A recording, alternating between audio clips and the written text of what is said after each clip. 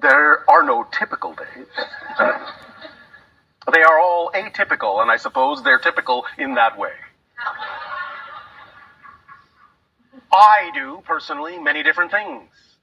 Contacting other civilizations, creating art, many different things. Different beings go about doing different things that excite them and come together when they need to, in perfect synchronicity, when they need to come together, without planning. As we said, it is very quiet because it is mostly telepathic. There are sounds in the forests of animals and such. They are similar to some degree to yours, but not exactly. All our animals are symbiotic. There is no predation. Do you understand? What is predation? Predators. Oh, okay. There are no predators. There are only symbiotes on our planet. Nothing in that sense feeds off another to the point of death. You follow? Yeah. All right. We go about doing many different things. There are trainings for those that come into the idea of being first contact specialists like myself. There are field trips to other worlds. There are journeys on spaceships. There are communions with nature in a variety of ways. Gatherings of beings of all types in a variety of ways. Inventing of things and creation of things and games in a variety of ways. There are many things. Are there, like here, there's class systems. So there's poor people, there's rich people, there's No, middle class. we don't have that. And so people can just really do what they want to do. Yes, the entire civilization is completely run and organized by synchronicity. People are where they need to be, when they need to be there, with whom they need to be, to learn what they need to learn, to get what they need to get. It works automatically because we all operate that way. You ride the wave. So our civilization, we all ride the wave. It's that simple. And does that mean, too, so if you live about 300 years, if someone passes away, are you not as devastated as we are in humans because you know you're riding the wave and everything is a different Well, thing? yes, and we're also not devastated because we don't lose contact with them. They've just shifted into another state that we can still communicate with. Okay, awesome. And so can you. Sasani are ascended compared to us and don't make mistakes or get impatient. Is that true? And can you explain this difference and why the Pleiadians would send such a message? That is a misinterpretation to some degree. Yes, Pleiadians can make mistakes in the sense that you understand that term, but they don't relate to them as mistakes. They relate to them in the way that we do, as simply new information that can be applied in given situations. They don't have the idea of unrequited love. They do not experience that in that way. Can they be sad? Yes, they can be. But they don't really experience things in the way that that person is describing. That's a little bit of filtering coming through the human persona. But the idea is they are certainly of a higher vibration than many people on your planet. If you want to say they are ascended because they are on a higher frequency, then certainly you can say that. But they are more similar to you than we are. They are, again, your genetic cousins. They are very much like you in many ways, but they are the fourth density version, and therefore are more like what humanity is evolving into as physical beings in a fourth density state. So,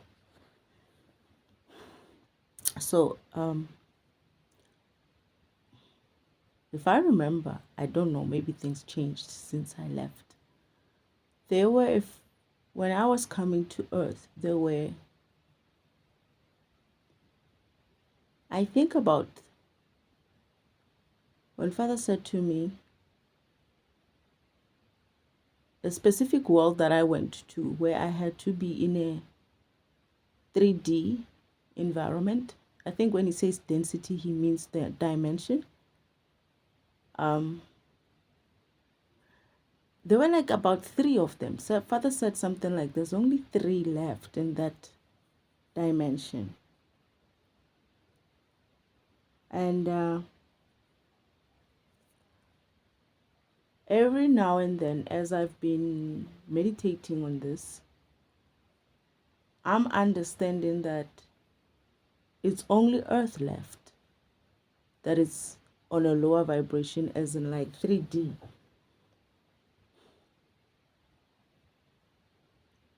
my understanding is that there shouldn't be anyone on the fourth dimension except for Earth.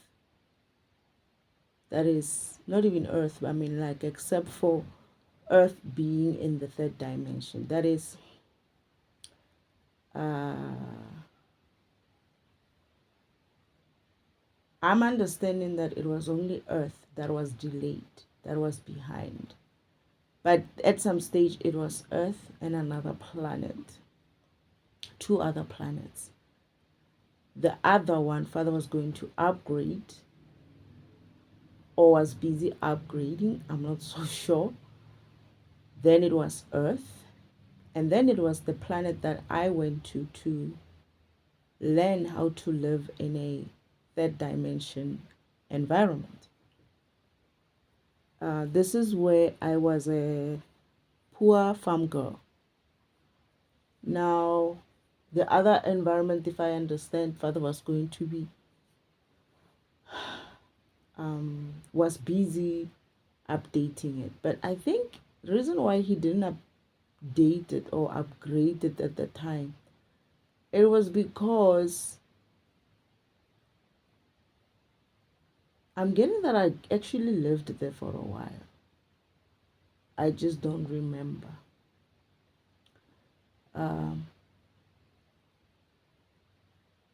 Before I went to be a farm girl. Yeah, I remember a little bit about coming from somewhere first before I went to that planet. It's just that I cannot remember what I was and what I was doing there. But these are the environments the two environments that Father wanted me to go and learn to be in a third dimension environment.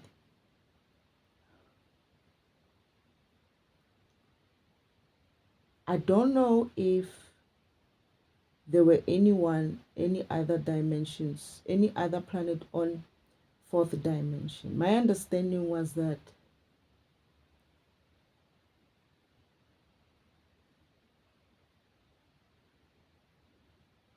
it was Earth, because the other world that I went to live on was a fifth dimension. The last one that I lived on before I came here, it was a fifth dimension world, physical world, not a spiritual world, fifth physical world.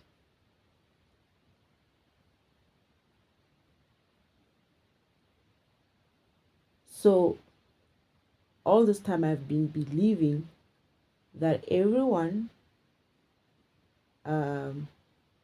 or every other planet has been upgraded.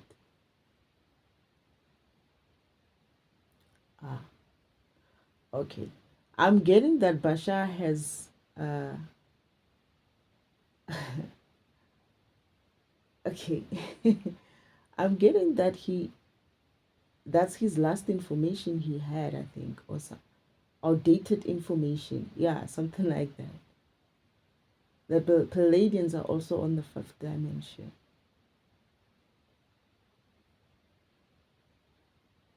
I remember when Father showed me when he had to go to the council or whatever, some sort of a meeting, and I think it was called by the Palladians and some other two other groups. I don't remember, Syrians or and the other ones I don't remember who they were.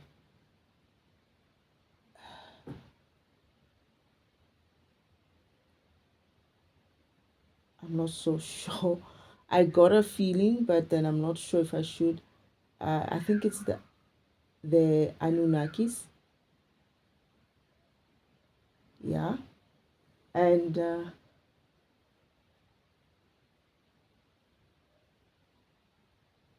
because I've been struggling to get to the third group. It was three groups.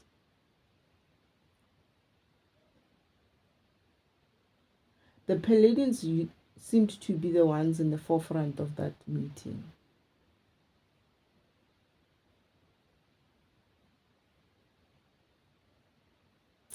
It was some sort of like I think he went to their world. We went to their world.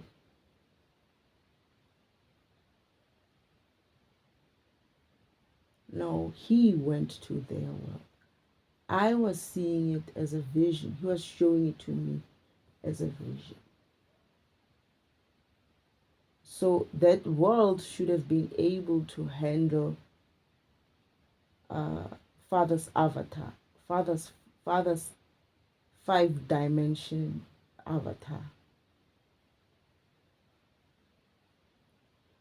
So that world should have been five-dimensional at that time.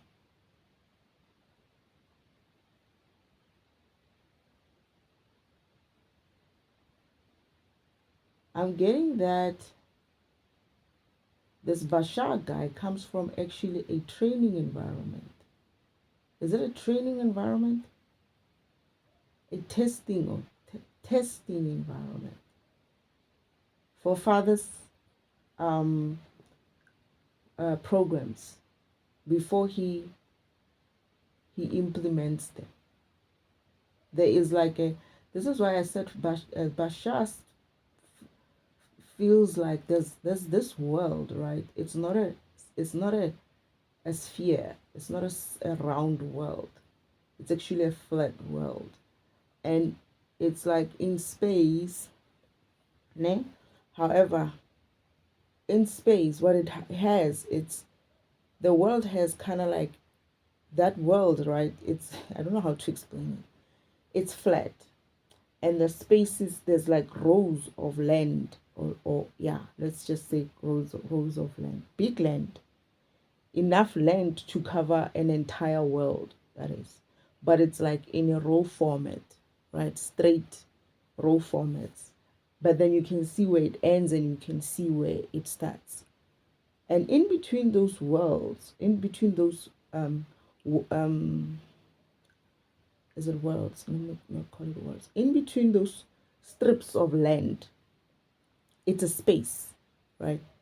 And when you look at that world, and you can actually see underneath that it's actually floating on space, and there's like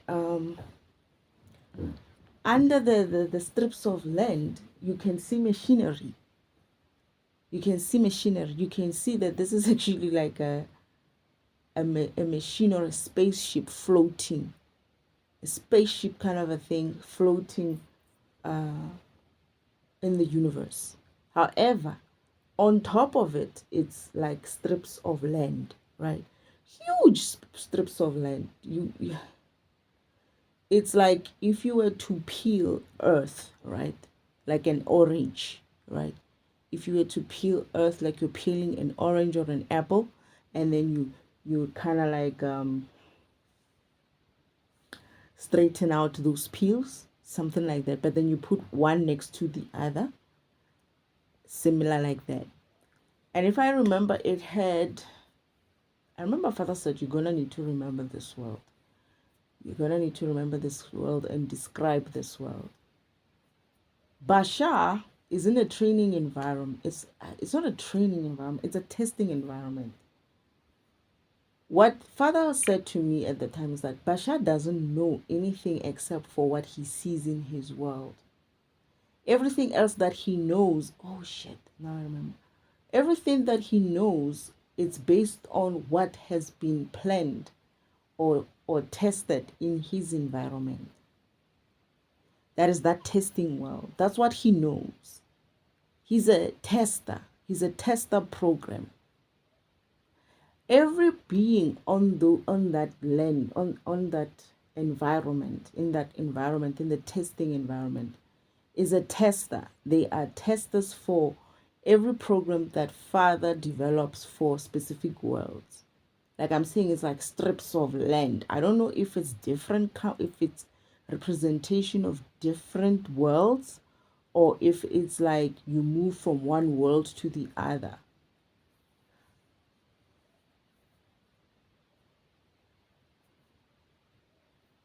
Oh, okay. Father saying it's one, that platform that I saw is almost like a platform that platform that I saw, it seemed to have, it's a strip for, it's like one world, right? And it's got 4 strips, right? And it's those strips, right, are separated from each other. However, you get a bigger gap between the next strips, about 4 or so. I don't remember if it's 4 or so, right? And then after that, you get another strip. It's about 3 worlds, right? But each having about a couple of strips, maybe 3, 4 strips. And in every strip, he tests the progression. Is it the progression? The e-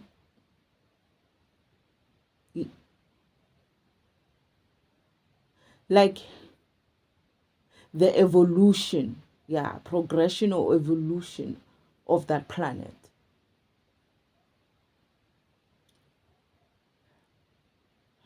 I feel like Bashar only does like a part of a job. He doesn't know. I remember Father saying Bashar doesn't know a lot about what's happening even in the whole entire environment that he works in. He lives in that testing environment. He doesn't know the rest. He just knows the one part where he lives, where he works, and where he's sent out. This is why I said there's a recording where I said there's something about Bashar. I feel like he's coming from some other flat world, and I need to remember that part because I remember it was important for me to defragment Bashar. Bashar feels like someone.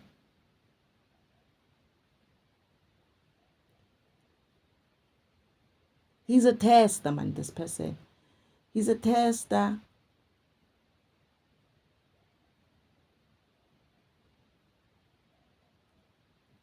He gets sent somewhere. He wasn't supposed to be that far.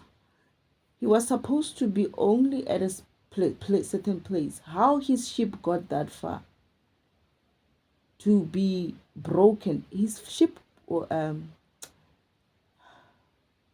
he he had some sort of an accident of some kind or some sort of a freak accident. He landed somewhere where he wasn't supposed to be, and his ship broke down. This is where he was near Earth, and he had to do that kind of contact with someone like Derek. But I feel like it wasn't just Derek. I don't know why I feel like there was someone else that he got in contact with first. Derek is he was looking for help. Bashar was looking for help. He understood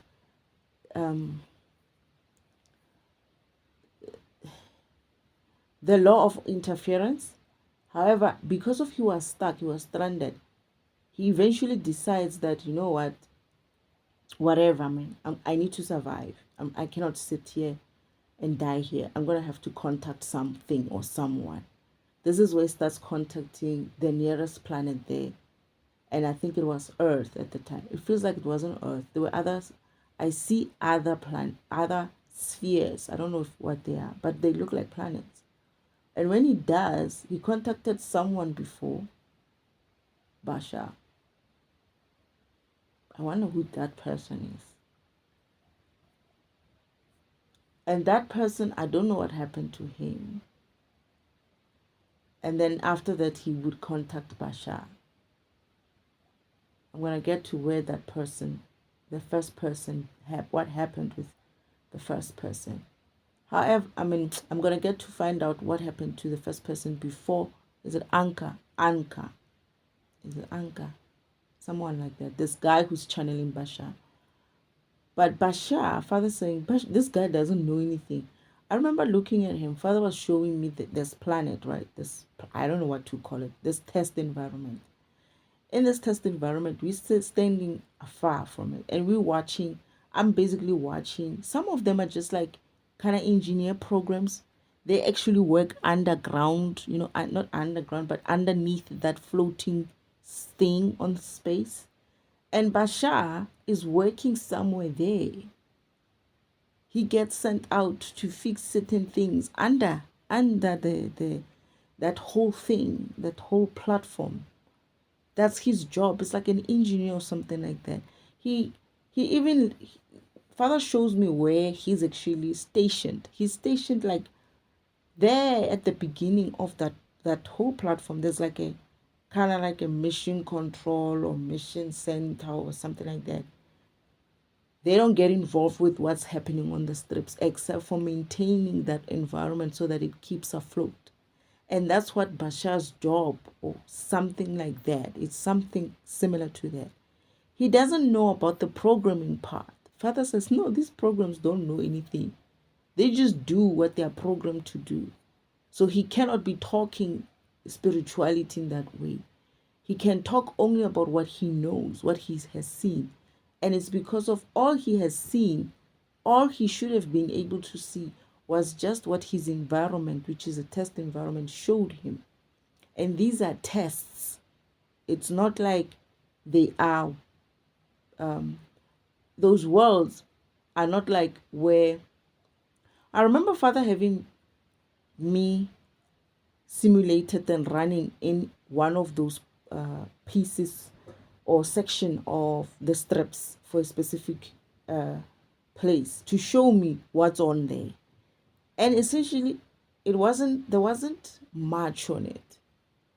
There wasn't, it's like you see the first strip, there's nothing, right? The world is like, the first strip is like that world when it began or something like that.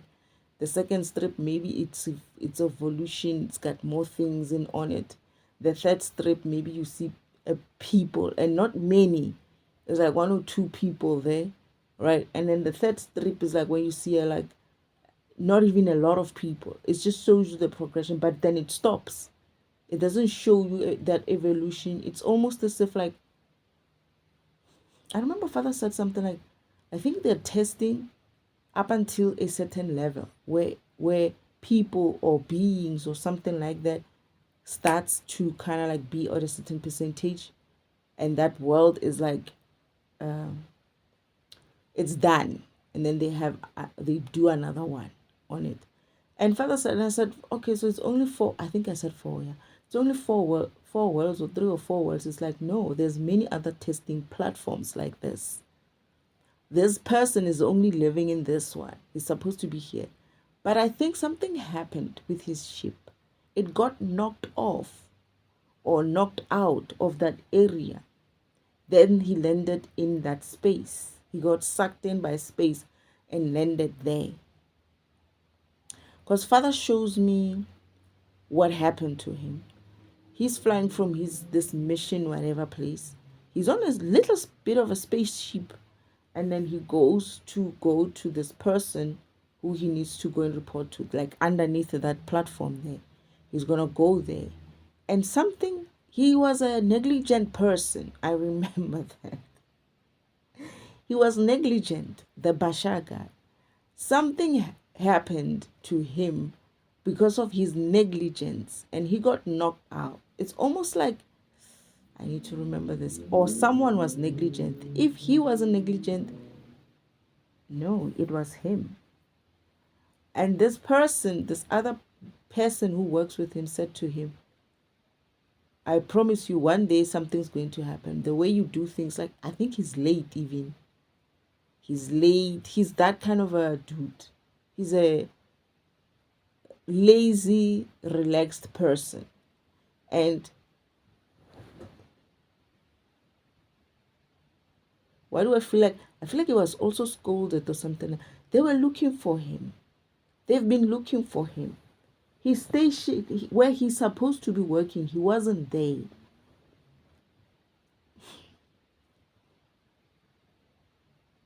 I feel like Bashar, if I remember, I don't feel like I'm seeing him actually. It's like I'm seeing him, but it's faint because of, you know what, my intuition is not so good anymore. It's gonna come through though. It's good that I'm actually catching on this so that it comes through properly, because I haven't been able to reach out to it that easily. Oh, I burped. meaning I'm right. They're confirming me. They're confirming this vision that I have. He looks like, let me show you. He's in some sort of a bed, not a bedroom, man. His house, his home. There, right there. It's very futuristic. Let me put it that way. He's there at the quarters where all of them live. But this is a very nice place, actually. That's Bashar. He lives there. He's loafing around or something like that.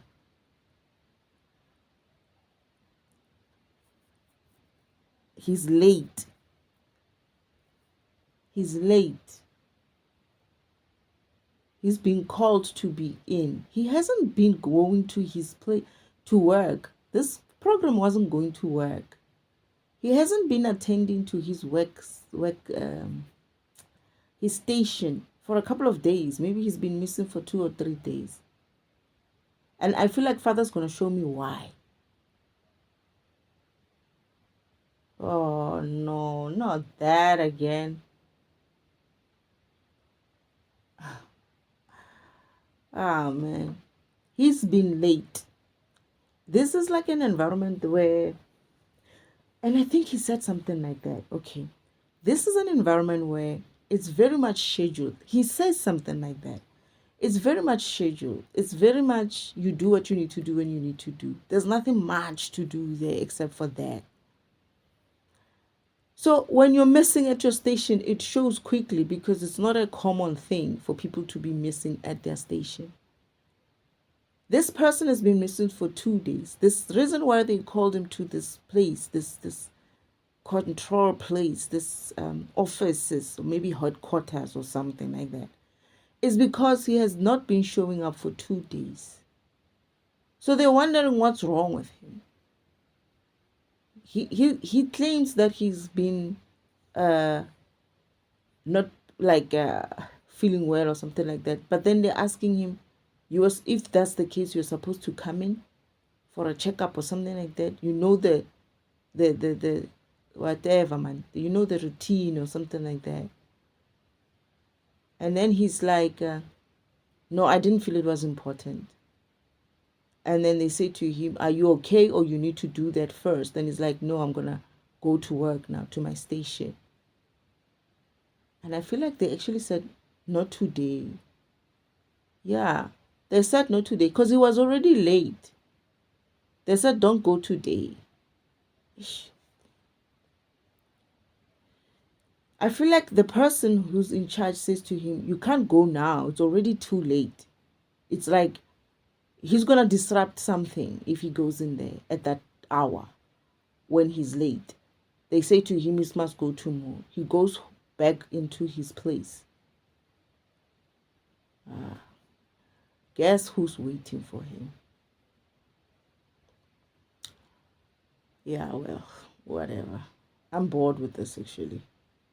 So I'm so fucking bored with this shit. The usual guy is always there. You know who? I don't have to mention his name. The reason why this fucker has been late is because, or hasn't been pitching to work. Bashar, something's going to happen to him. He's going to get screwed. I need to defragment him. He's going to get screwed. Bashar was communicating with Uncle Devel.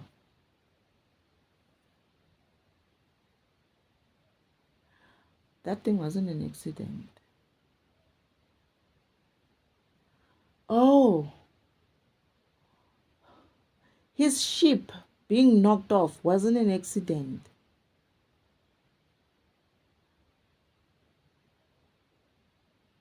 It wasn't an accident. It was set up.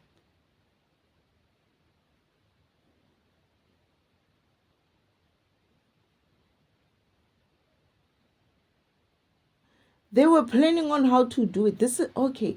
This is why the other person, the person who's managing there, said to him, no, you can't go now. You're going to disrupt things. Right? It's like this like when you flow there, you flow. There's a time, like you have to be at your station in your or your, what do you call it, that thing? Oh, you should hear what they're doing to me since I started this conversation. You have to be even in your little spaceship to go to your place where you're going to work. It has to be, it's timed. Everything runs in schedule. Everything runs in schedule. Bashar and Uncle Omen were planning on how to get him out of, like, to create that situation where he's knocked off the environment and he flies off. But then he's going to have an accident, like the way he was going to be knocked off. The energy that is surrounding that place to be knocked off, to be, it's almost, this is what I'm saying, he had some sort of a he was sucked out of that place, or thrown, like, how can I put it? There's a force field around that place. To leave that force field, that's what broke his ship, and he went floating into space. That's why his ship broke. But they were plotting on how he's going to interrupt that timely thing and get himself knocked out of the time so that he can float and leave. He was supposed to leave that place in a planned way, in a way that I feel like they have a way to get out. They were going to do something to get out, or they didn't expect the force to be so great that it would, the ship, Father saying the ship is too small. Okay, Father saying that ship that he's on, it's just like it's not a ship, man. It's like for him to move from his place of work, place of residence.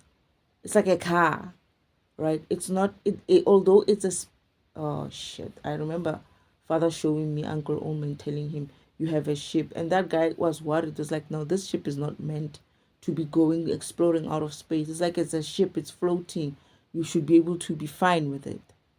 If it can float, if it can fly in this environment, it should be able to fly outside, which was technically correct. However, Father says the field, that force field around there, is too big for that small vehicle. It's like a one man, I'm going to work kind of a vehicle. And what he does is he waited for an opportunity where, because of everything's timed, it's like Michael comes out, Bashar comes out, so and so comes out, right? What he does is he waits for Michael to come down. He waits a little bit. He times Michael, and just when Michael comes in, he goes in, and then he gets knocked out by Michael. He goes flying. He hits that force field out. When he hits that force field out, they didn't understand that the small vehicle that he drives, the small spaceship that he floats with every day to the environment, is not meant to be penetrating that kind of force field in that way. So this is where it breaks, and then he goes, when it broke, because I see him flying, I don't know, he wasn't sucked out, he flew after that. But it was like he was, yeah, it feels, I don't know, it's a combination of the two, because he's just flying and floating out there. He was, damn it, I thought he was there by mistake. He wasn't there by mistake, that guy. That guy wasn't there by mistake. He was planned to come and float around that space.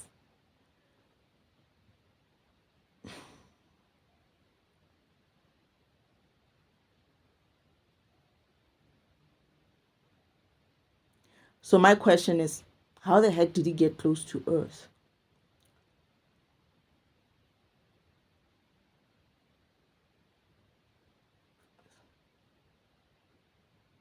Okay, Father says that place is not too far from Earth.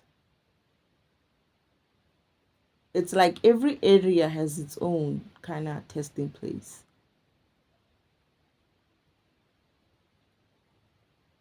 Ish. That place, it's like man, it's a test world. There's not many beings there. It's just, oh, Father shows me, it's like it's just workers. It's just kind of like tester programs, and the rest of them it's like engineer kind of programs. They maintain the environment. So Yana, he, okay, not Yana, he he doesn't understand why Bashar is even being used to be on a spiritual kind of talking in a way. He said Bashar doesn't know this. So let me tell you what's happening. This planet, I don't know if it's in a planet. It's not a planet. It's a test environment. They don't know what the testing that they're doing is for. They don't know. They just do what they were supposed to be doing. That's it. This is why Bashar is going to talk about there's many other people out there because of what. So I asked, it's like he sees them on that environment.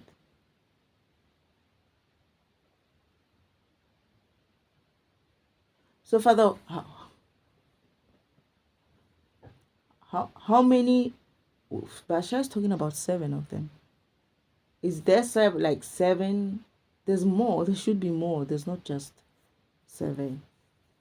There should be more. I don't know why Bashar says it's 7.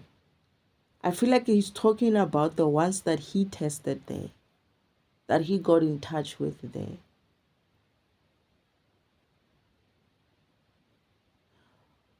Oh, he's talking from the ones that he's tested.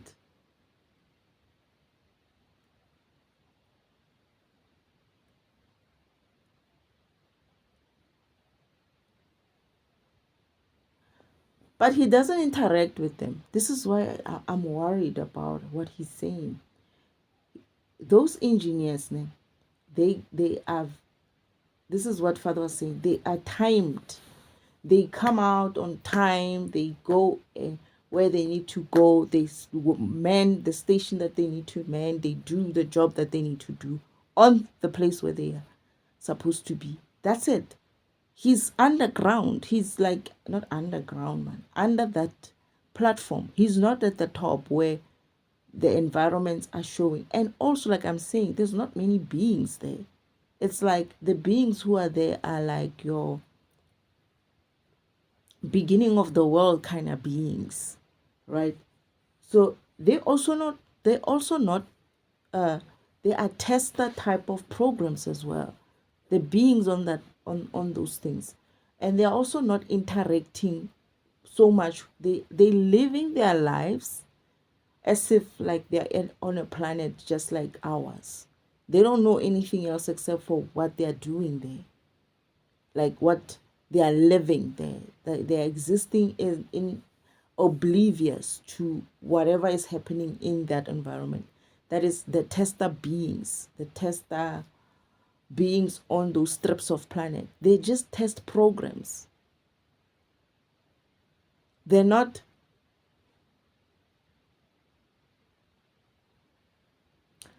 Okay, Father's showing me something. I remember I said to Father, why do I see this person here and the same person there? Father said, it's the test environment. It's almost like these beings, right? On those platforms, on those different sections of this world, are essentially can be one program.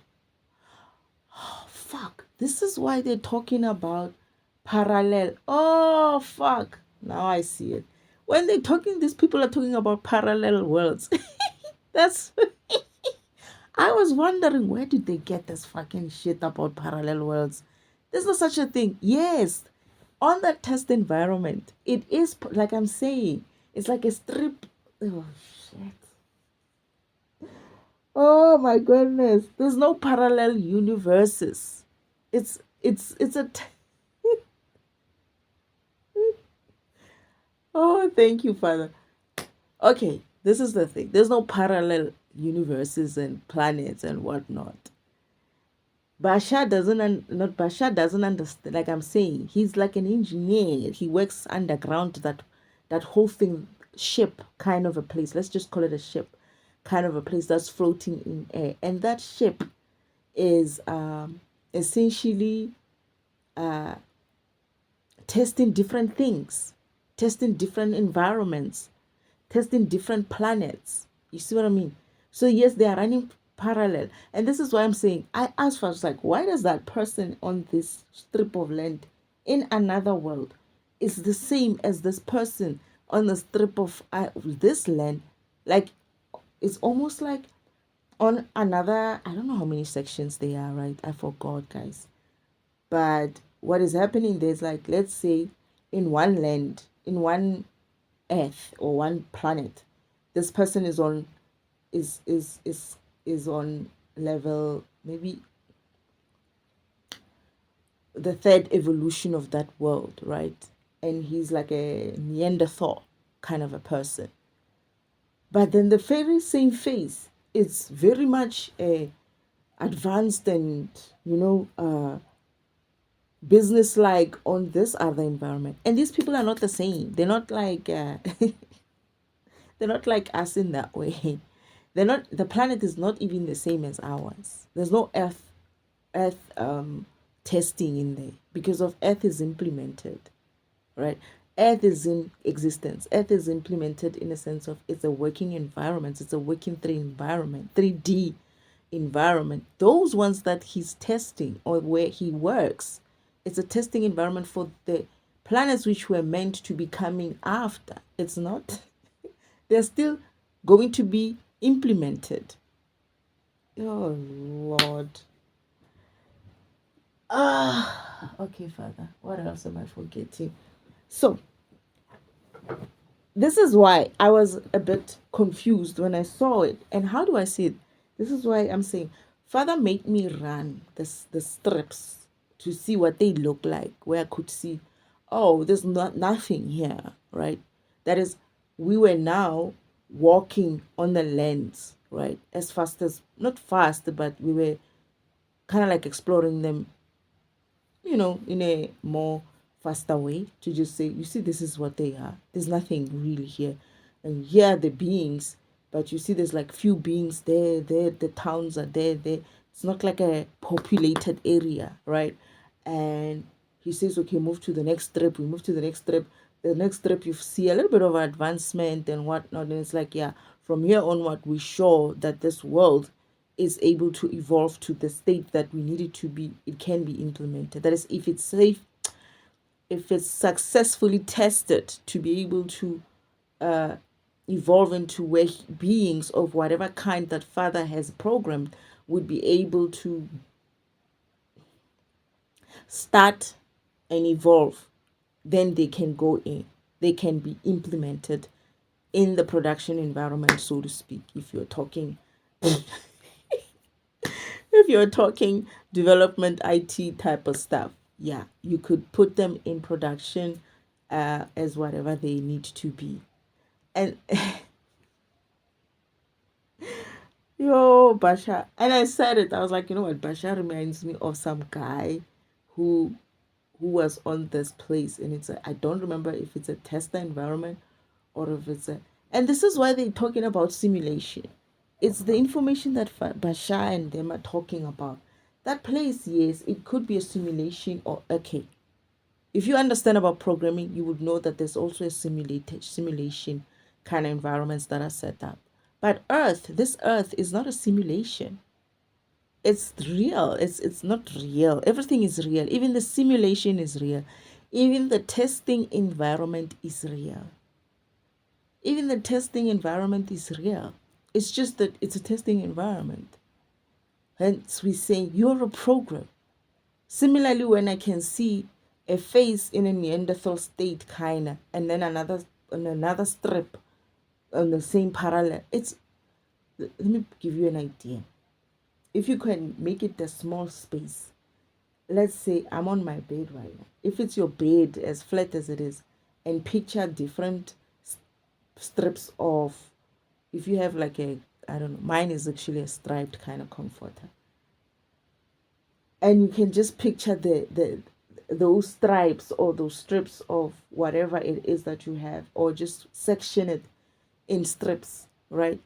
It's something that way. It looks that way, and when the way you're seeing it, when you're looking at your bed like that, it's similarly the way I was seeing it in that context. It's not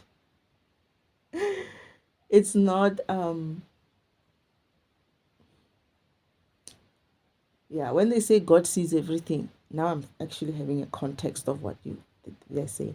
Yes, he can see it in that way, but he's also omnipresent in the sense that he feels it. He doesn't have to to be there to see it. He can sense it, right? That it's happening, and his logs. He's got logs. There's log files of everything that is happening in existence.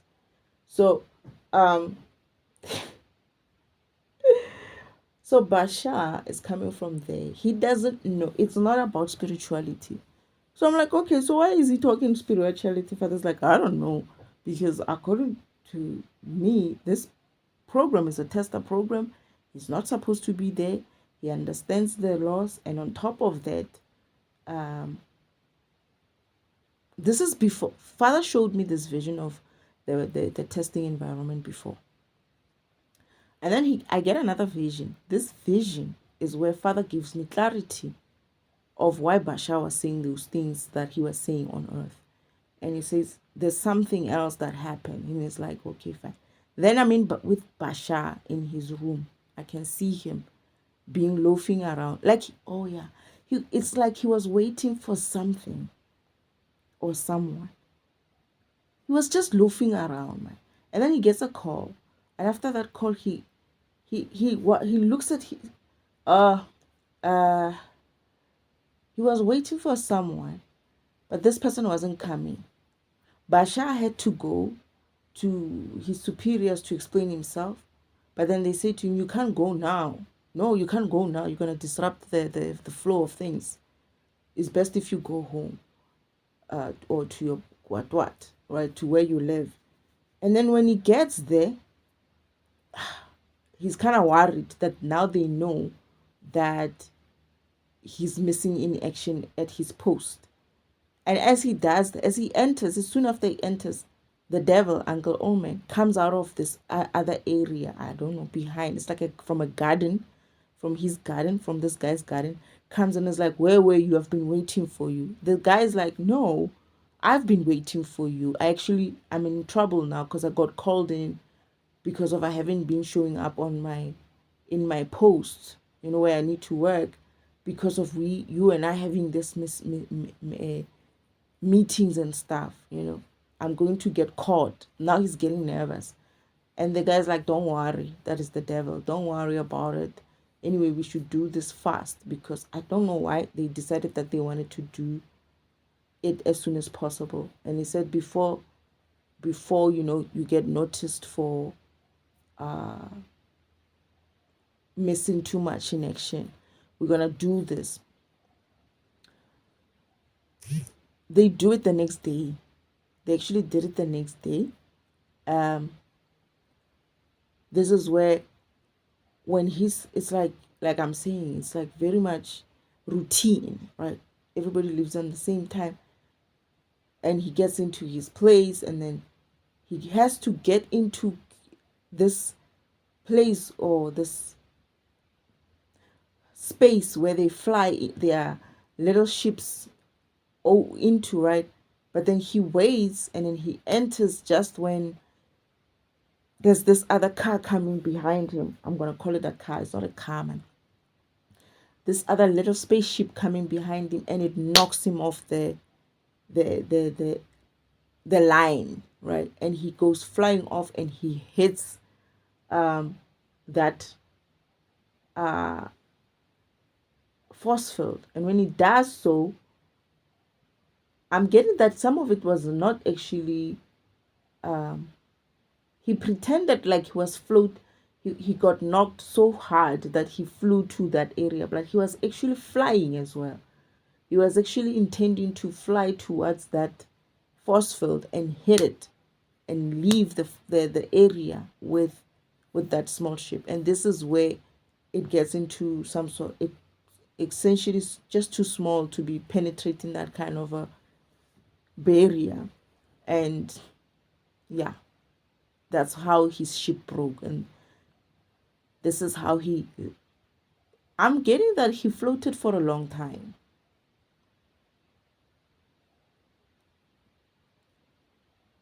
I'm getting that he was lucky to even get around that space where he could communicate with Earth.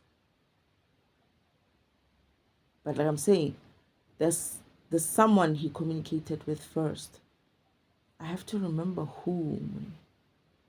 I'll remember. But I feel like this person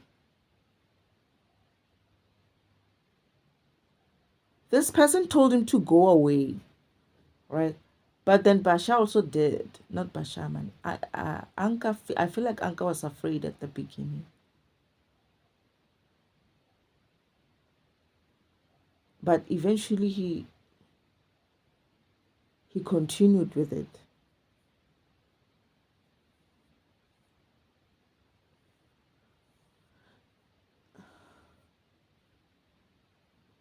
So Bashar only Bashar only understands the environment. He understands things from the perspective of a program that lived on a test environment. And he understands based on the environments or the worlds that he has seen on the test environment. For me, the Palladians are some of the Palladians, the Syrians, and I think the Anunnakis. There are some. I get the Anunnaki now. I don't know why I haven't been getting that name properly, but I'm getting it now. There are some. They are kind of like a lead group of the rogue kind of planets, to be honest. The planet itself is not a problem. It's the leaders, the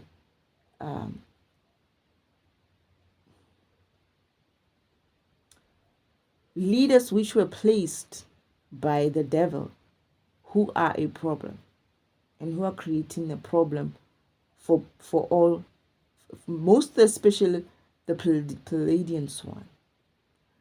The other two understood what this Palladian was doing, right? Or they wanted to do the same thing because of the idea was in this council, they essentially wanted further to speed up their own progression in the dimension kind of progression. They wanted to have access to Earth in order for them to do that ascension as well, the spiritual ascension on Earth. So they wanted to control it in such a way that they would get in there and be able to use Earth, because Earth is the only world in the universe that is linked to the heaven directly. That is, it's linked to the spiritual world directly. Earth is also a proof of concept for mother and father to do similar thing to the Palladians world, Syrian world, all the other worlds, to link up with spiritual world in that way through an interface called the astral world. However, beings have been waiting so long for Earth that they started, I guess, cooking up coups or something like that to come and sort of no. The Palladians are different. These groups are different. The Mr. Special Palladians, their idea is actually to control the universe. I mean, not the universe, to control heaven through Earth, because of Earth is linked to heaven. So what they're trying to do is take over Earth, right, and take over that interface from Earth to the spiritual world, for them to in a way kind of like hijack Father. In a way, that's what they wanted to do. And this is where Uncle Oman built his own sacred timeline track, which landed beings, and he does it through this whole thing of some institutions, and one such institution is, what do they call that? The Monroe something. The Monroe Institute. That exercise they do in there landed people's spirituality into a paradise, right? Into paradise. Into heaven, but into the paradise section. They have a problem now. They got fucked. Because you cannot end up there if you don't have that vibration. You're essentially fucking killing yourself. So what happens is they were lucky. They were still high vibrational, right? Not too bad. However, the light there is so bright that it makes you, if you're low vibrational, you're going to be very slow. You're not going to have energy, right? It's going to be too heavy on you. And what happens to them is that they're in paradise. So they were removed from the normal sacred timeline track where they have a chance to ascend spiritually, that is, gain that energy in order for them to be able to live in a spiritual light, spiritual world, 5D light. They lost that opportunity now. They are removed from that sacred timeline because they are in paradise. The people who are on the sacred timeline track are the ones who are in heaven. But these people, what they did is essentially land their spiritual asses in paradise before they gained the energy that they needed in order for them to survive that space, right? So they are on earth. They're still walking. I don't know if they're dead or not, but they're still working. They were still walking on earth. However, their spirituality is already in heaven, in paradise. It's no longer on the spiritual timeline track. And it's possible you can do that. However, the section or the place where they are is too high vibrational for any low vibrational being to survive in that way. So what did they do? They are poor now in paradise.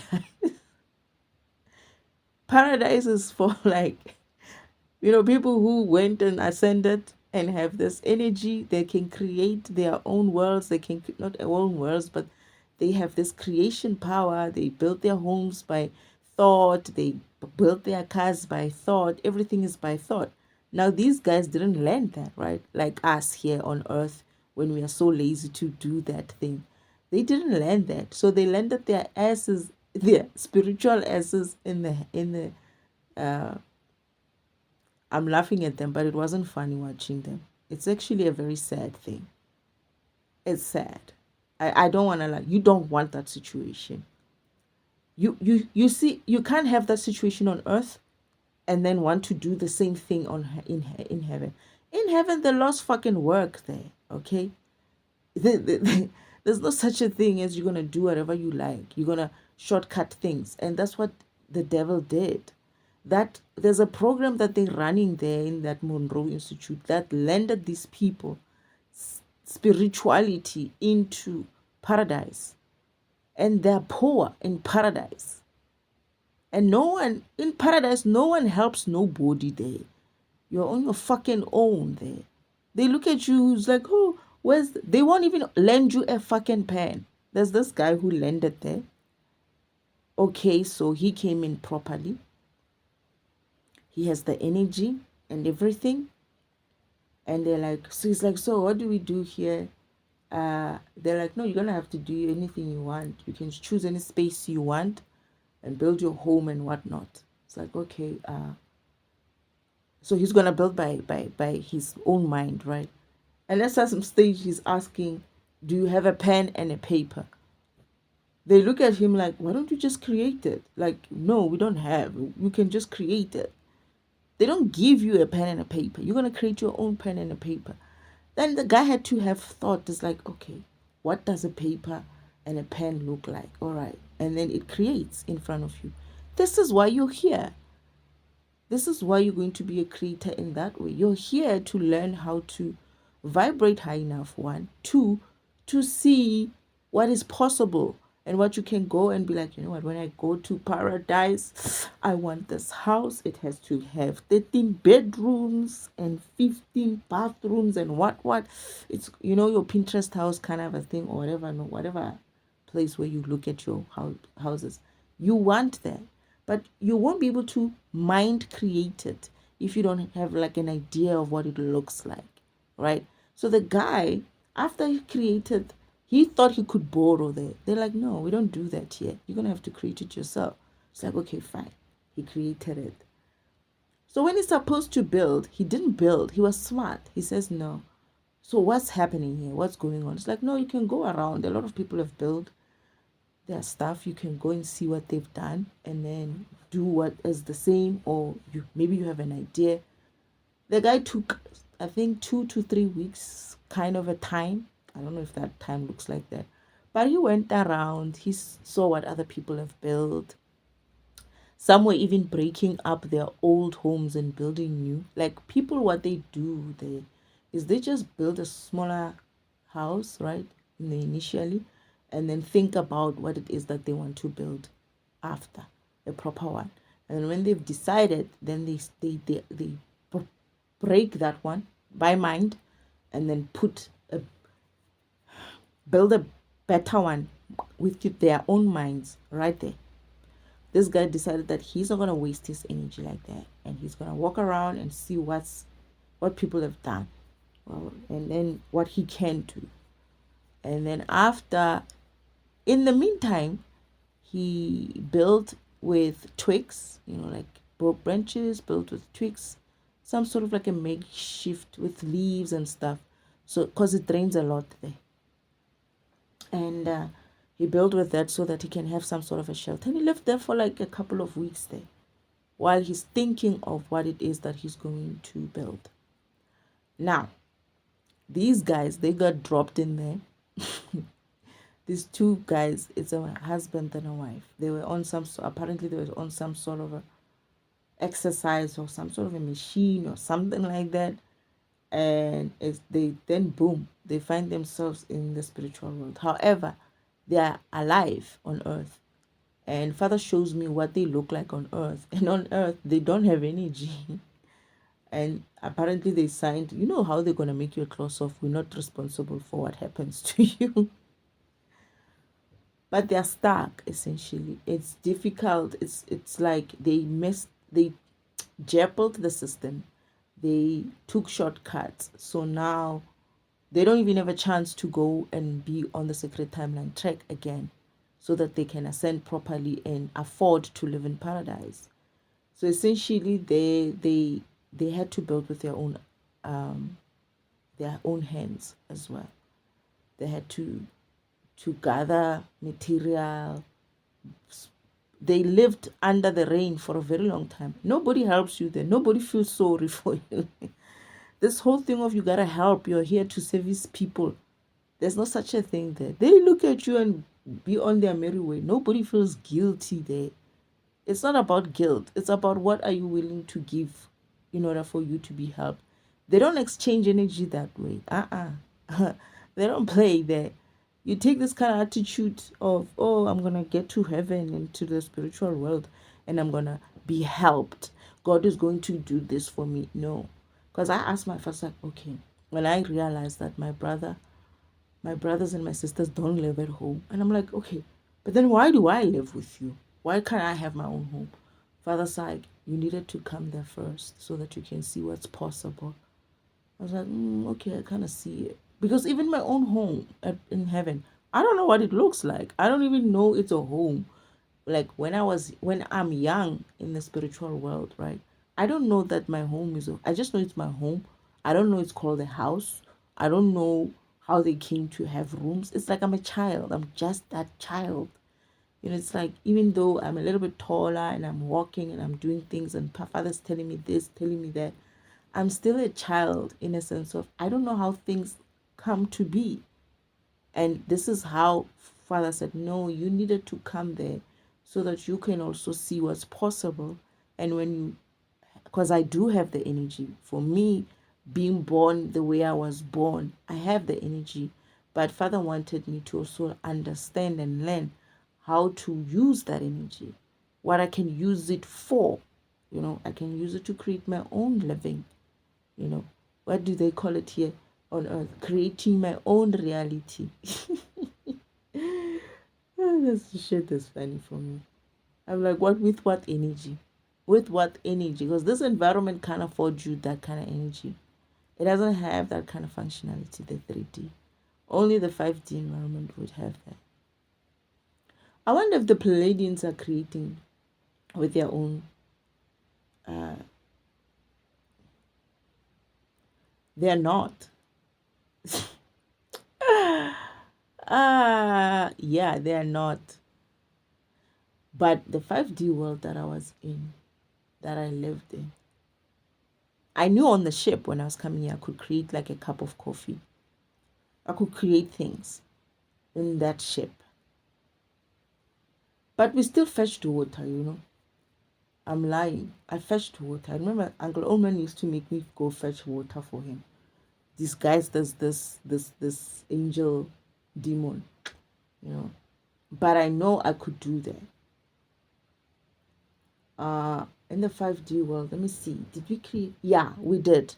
In the 5D world, most beings who had the energy, who chose to, right? They would build this kind of like mud houses kind of place. Not mud house, but what am I saying? I'm being nasty now. Not really. It's actually a beautiful home, but it's like a very earthly kind of home. They would build small. And then there were those who lived in some sort of like a urban type of area. It's like flats and stuff.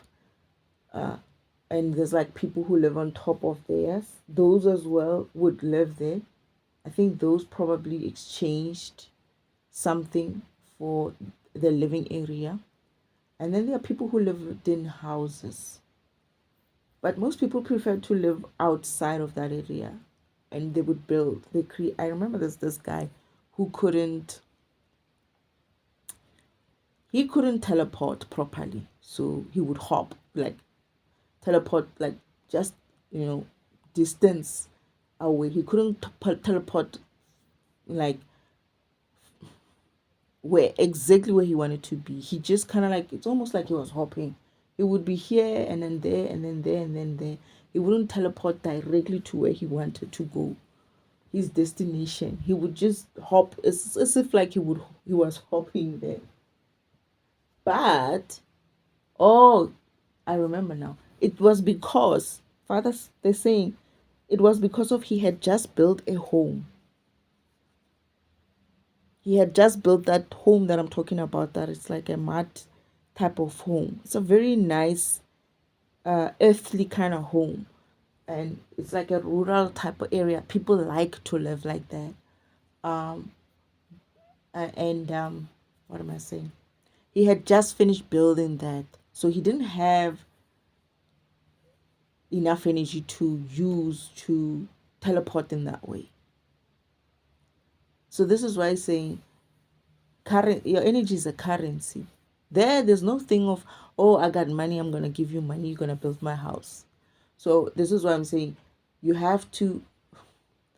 It's nice on earth you're living your recreational purpose, which is good, which is fine. But you must understand that recreational purpose that you're doing here is not essentially going to translate that well when you get to, especially if it's not your main recreational purpose. That is, you're doing something that is not part of your program, right? Because your recreational purposes are also part of your program. Meaning when you get to this 5D environment, when all these other things are not going to be necessary anymore, like you won't need an architect. You possibly could need an architect in a sense of he could draw for you your home, right? And then perhaps, I don't know how you're going to pay him, in a sense of you could be I don't know, whatever your program does, you're going to have to exchange that energy in that way. That's how it works there. They don't help you for nothing. It's like, and they also don't have to help you. It's like when you ask somebody to do something for you, you have to have something that you're going to give them that they need that they can't have. And you will find that in paradise, most people have everything. They don't need your ass for anything. I mean, you can create by your mind, right? What with your energy? Why would I need anything from anybody? You see what I mean? The healing is done spiritually. It's not, and it's done by the environment as well. So you being a doctor here is not gonna necessarily translate that well. When you're in the spiritual world, it depends. There's no such a thing as I got flu there, because high vibration does not allow things like that to come through. There's no I don't feel well, I got a headache kind of thing. Unless you start being low vibrational, yeah, then you'll have a problem. So, and when you start having low vibration, right, your home and everything else that you've created starts showing as well, because it takes a lot of energy for you to keep up those things in existence. This is why I'm saying what they're trying to tell you as a creation in this environment is essentially magic or witchcraft, because it takes a lot of energy to bring something into existence and keep it existing. It's your own energy that keeps it existing. And you're here to train your spirit program to be able to do that. But you're not going to do that if you're using things like too much of all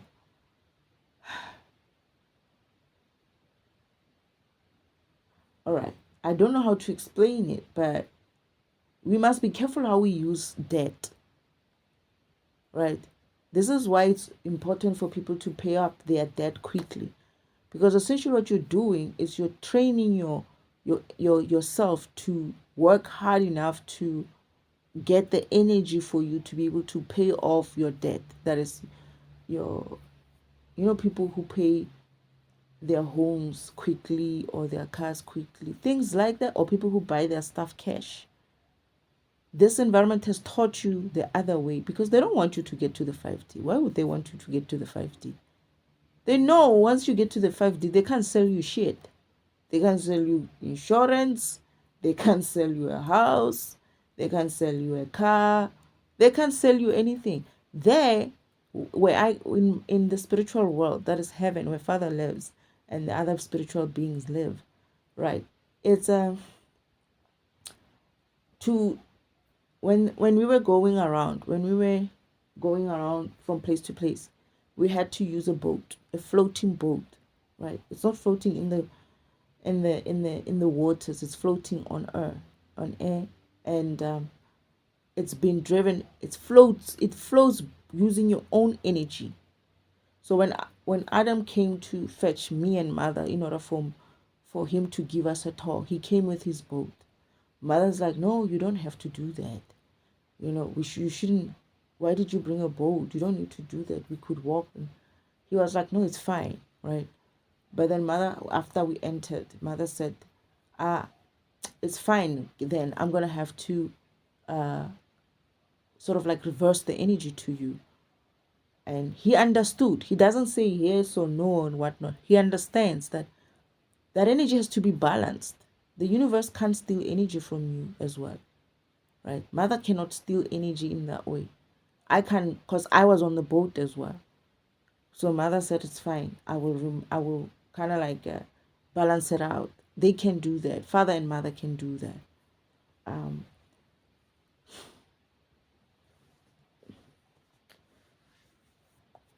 How am I praying my energy to Adam?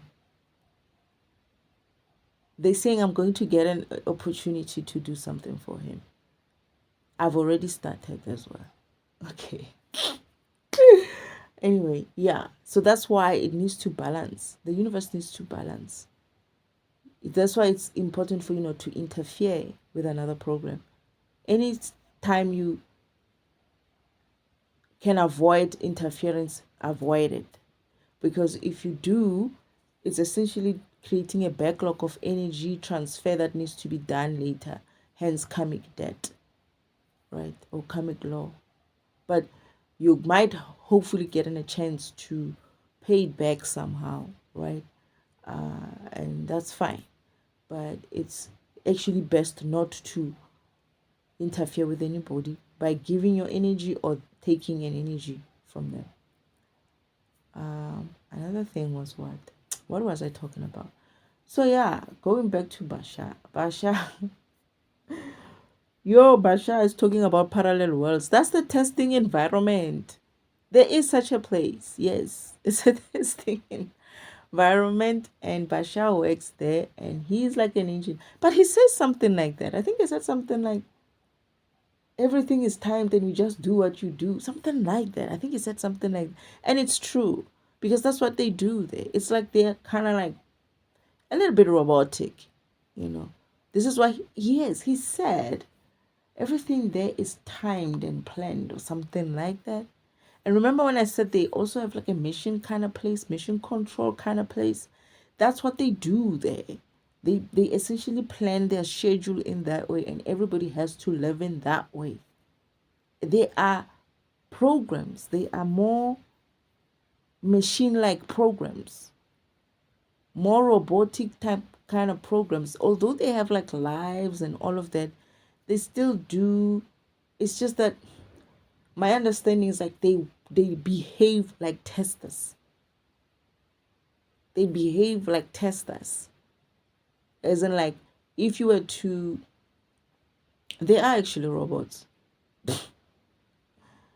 They are robotic. And this is why I say, people, when they say, oh, AI this, AI that, you are an AI.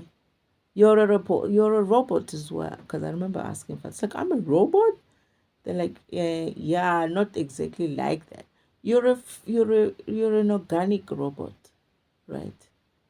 You maybe have a little bit of a, we don't really have, we're not really supposed to have that kind of leeway in that way, right? So I think I did something on the phone, but we were not meant to have that kind of, we were not going to live exactly like the testers, right? But we were meant to live like programs running their programs. When they need to do what they need to do, they will do what they need to do. But what we are doing is essentially just going rogue in a way. We're just doing our own thing. And Bashar is stealing energy, because what he's doing right now, whew, goodness.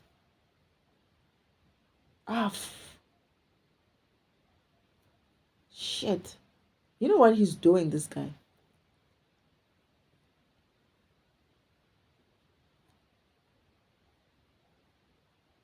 I'm getting that, if I remember.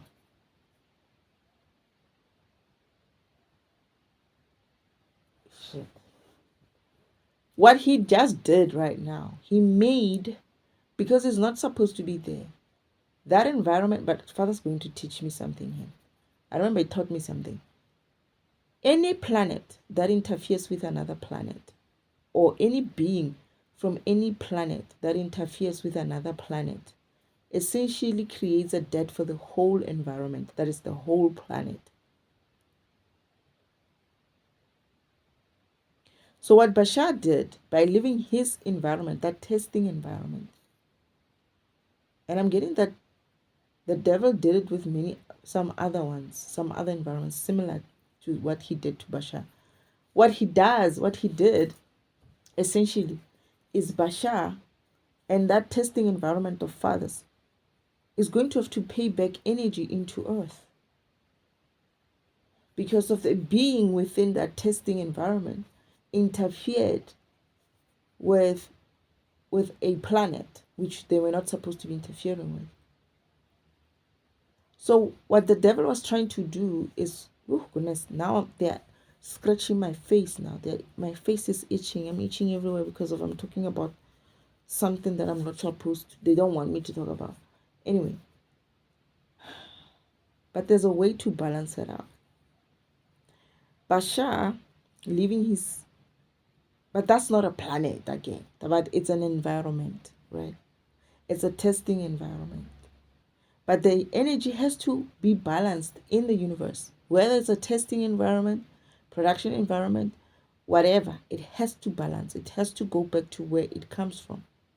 Now, Bashar doing what he's doing now, talking to Earth people and telling them BS, essentially, he's fragmenting people to believe in things that they're not supposed to be believing in, and to misguide them from following their true path, their true spiritual path.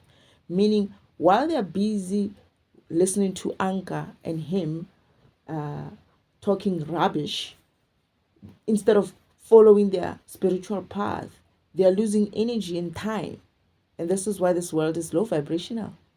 People like Bashar, or Anka, and whoever, Daryl Anka or someone like that, are creating this kind of false spirituality shit in this environment, and they are adding darkness into the environment because it's not true.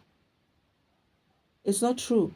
But then again, Bashar, because of where he comes from, he's essentially creating a debt for father,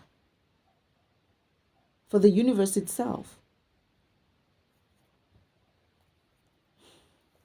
There's a way I'm going to have to defragment this one. How do we defragment this, Father? How do we balance this energy out? I remember I'm going to understand something about what he's doing and how it can be balanced out in order for, because essentially what's going to happen with another environment, there's these beings who also interfered with Earth by teaching some sort of a moon magic kind of a thing, and their world is going to have to pay Earth. And when they do, they're going to lose. They also have a force field around their world. They're going to lose that force field and the magic in their environment. That energy that keeps up that force field and that magic happening is going to have to be returned to Earth. However, when that happens, they're going to be open to attacks by other programs which they are enemies of. But then that environment, why would the devil want that environment to lose its energy?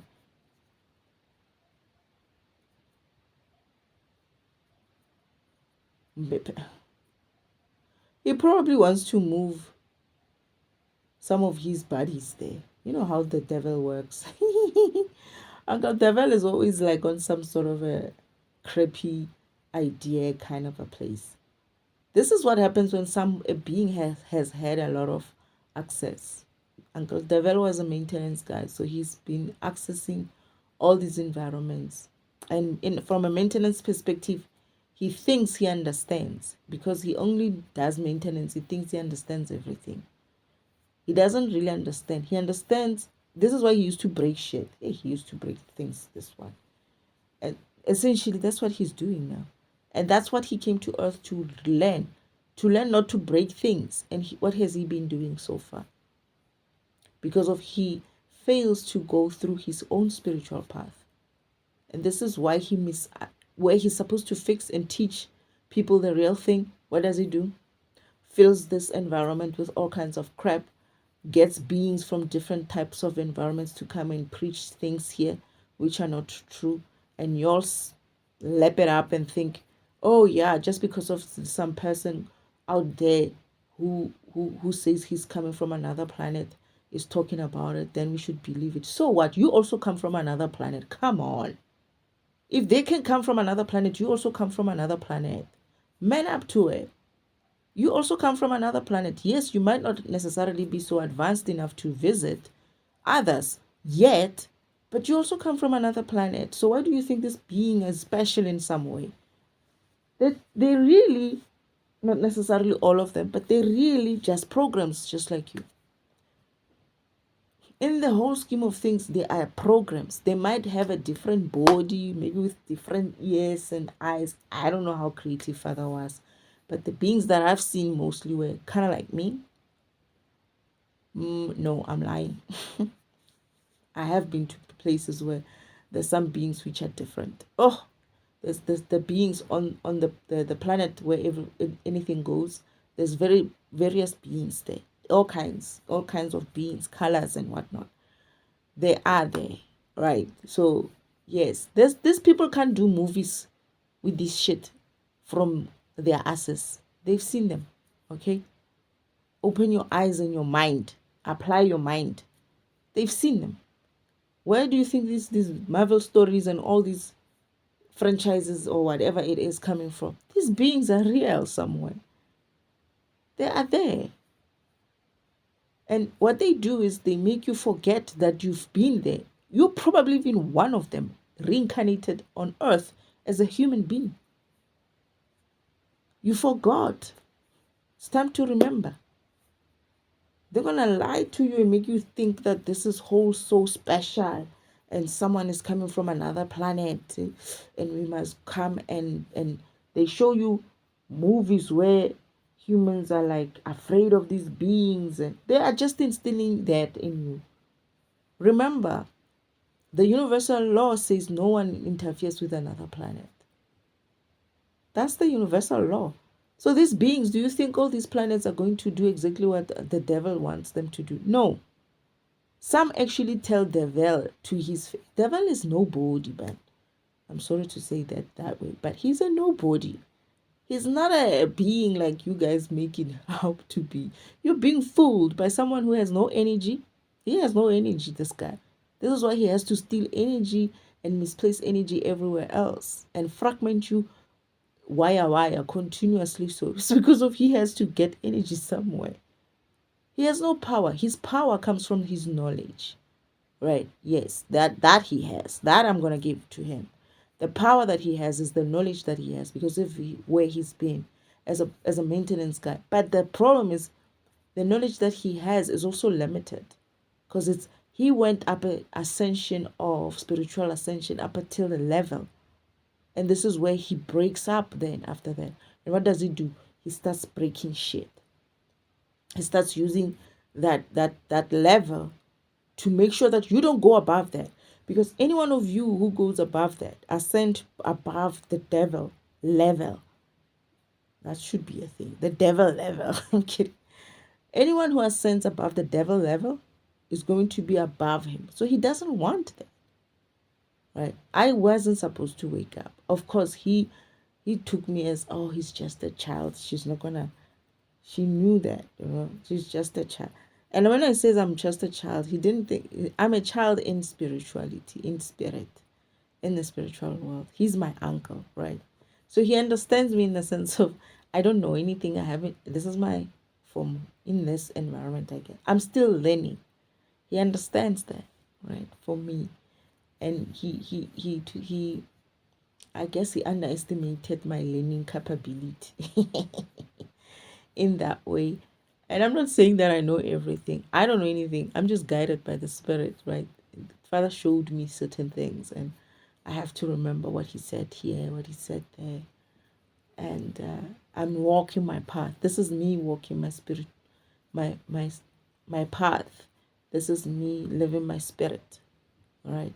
My program, that is. And I have to remember things like what Father said about Bashar. There's some other things that I'm forgetting. I have to understand something. There is another vision where Father's showing me a different place, not a different place, and at the same area.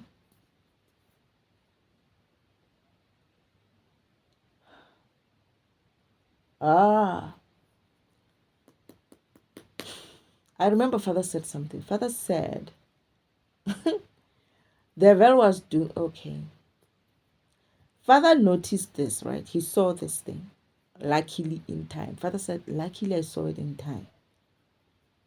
So Earth is going to, when Father reverses the energy, because when he runs that 4D and the 3 and the 5D, it's going to do energy reversals. That world, that testing environment is going to be destroyed. And then I was like, but then what's going to be your what are you going to do? It's like, well, it was anyway due for upgrades as well. He's like, they are old. He says that's why the program Bashar Remember, I told you that there's this other programs which are working and maintaining things under that platform. His father's like, anyway, they are already like, it needs maintenance. It needs continuous maintenance. That platform, he wants to do it a better way. He wants to build that same environment a better way. Around that place, right? There's going to be a new one next to the test environment. That's what father's going to do. I don't know if I was supposed to share that, father. I just remember you should. Um, he. This is what I'm saying. I remember there's something. This is where he comes back again, the third time to show me, and I was like, "What's this?" It's like it's the new testing environment. It was kind of, you know, and it was compact. It was smaller. It wasn't as big as that one. That one was huge. It was like, even you can't walk that place, that land. It's a lifetime to walk a strip of land like that. I don't know if I make sense. You don't really walk it. It's like you live where you live there. But if you had to walk that strip, right, in a time manner, in a human type of way thinking of time, yo, it's a huge place. But then the one that he built now is like, what? It's like, no, it's a new plot. So next to the same one, not next to it exactly, but somewhere nearby, he's going to build another test environment. And he's like, no, they were anyway due for upgrade. This is why we needed so many maintenance programs there. But they,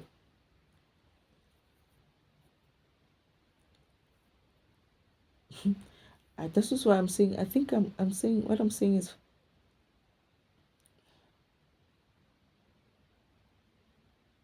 Bashar is in trouble.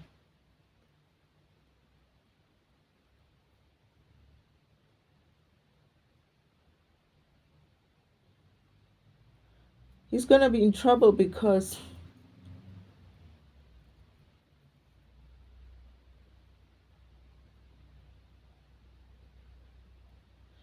oh shit.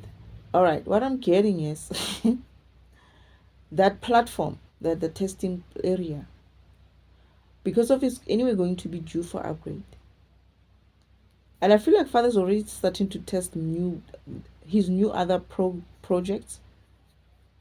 His new other projects are being tested on the new place. It's there. It was there when he showed it to me. That's the plan. But what he did, Bashar, they're not gonna like him very much. What he did is he also initiated a spiritual ascension type of a thing on that program. For every program there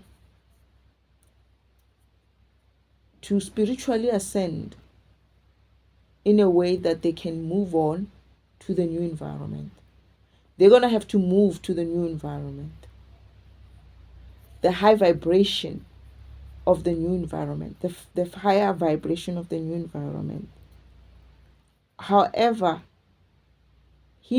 because of he owes debt to earth as well, not just the debt that he created, he also owes it. So all the other programs are going to up vibrate right enough to be able to handle the light. He might be vibrating as much as high as he could, which is not going to be actually a case, because when you start lying, when you lie, you do lose you become low vibrational. Lying is not a good thing. I know we like doing it. I'm one of those people who would be like, I'm not telling the truth here. Well, not maliciously. I only lie to people who are in my business like that. I tell them something else. It's none of their business.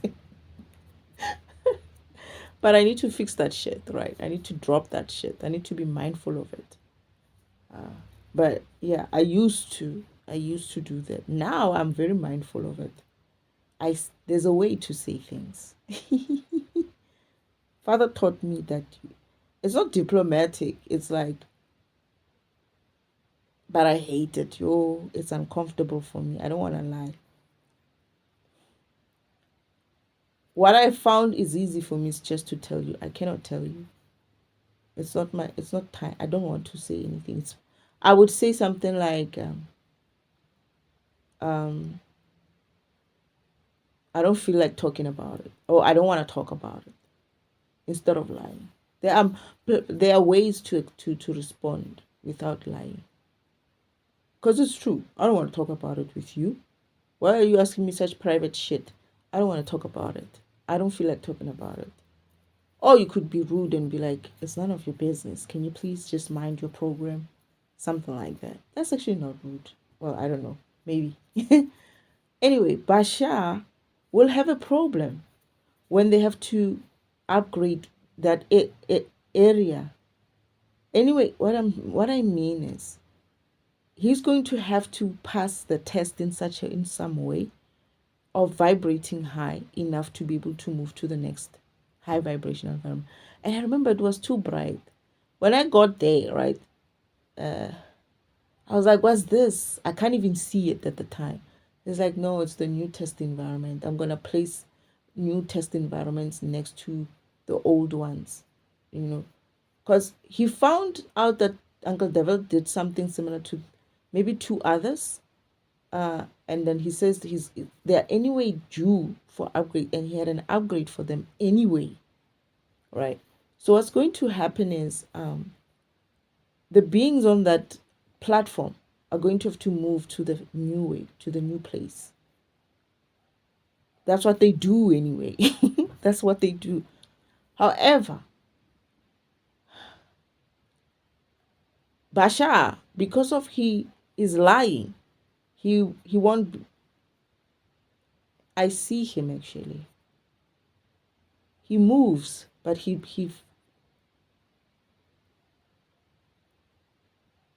knows they are moving, eh? He's gonna fall on his knees. There's two other people as well. It's not just him. These other programs don't know anything. They don't know anything. They're walking into the new environment like, oh, it's a new job here. Like they're liking the place. They're even like excited. It's like they were living program like that. They were not being high vibration. They were not being low vibrational for nothing. They were just being themselves. When they walk into that environment, they're not even understanding that environment is. They're just happy for the new workplace. They are amazed. They're so bright. They feel better even. They feel better. They walk. It's like a father just creates some sort of like a link, a platform to move from that place to that place to the new place, and that's what they're doing. They're all excited. They're very very excited about it. The new environment, right? Daryl and some beings are just falling on their knees, like the light is too bright for them. He doesn't even have to wait for Earth to reverse. He doesn't even have to wait for the universe to reverse the energy. He's already there because of he lied. He's got energy that is not his. He's got earth energy that is not his. He's not going to make it. It's three of them. Why is it three, Father? Who's these other two? I feel like I know. Why is there three? I feel like there was a reason. I'm getting that Father didn't even realize there were others. I'm getting that Father didn't even realize that there were others.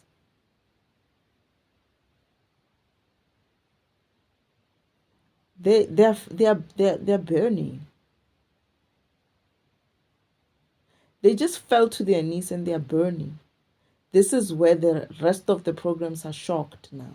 They were happy. They were happy to. It's like, Shem. It's like they are walking into this new place. It's a beautiful environment. They're not even, they just see that it's bright. Like I saw, it's like, why is it so bright here? We don't know anything, right? And they're walking innocently there and they're okay and they're happy. They're looking at everything is shiny. But then soon after, this Daryl knew. He knew, not Daryl, man. But he might just as well be in there. Is it Daryl? Yeah, he's also gonna have the same issue anyway.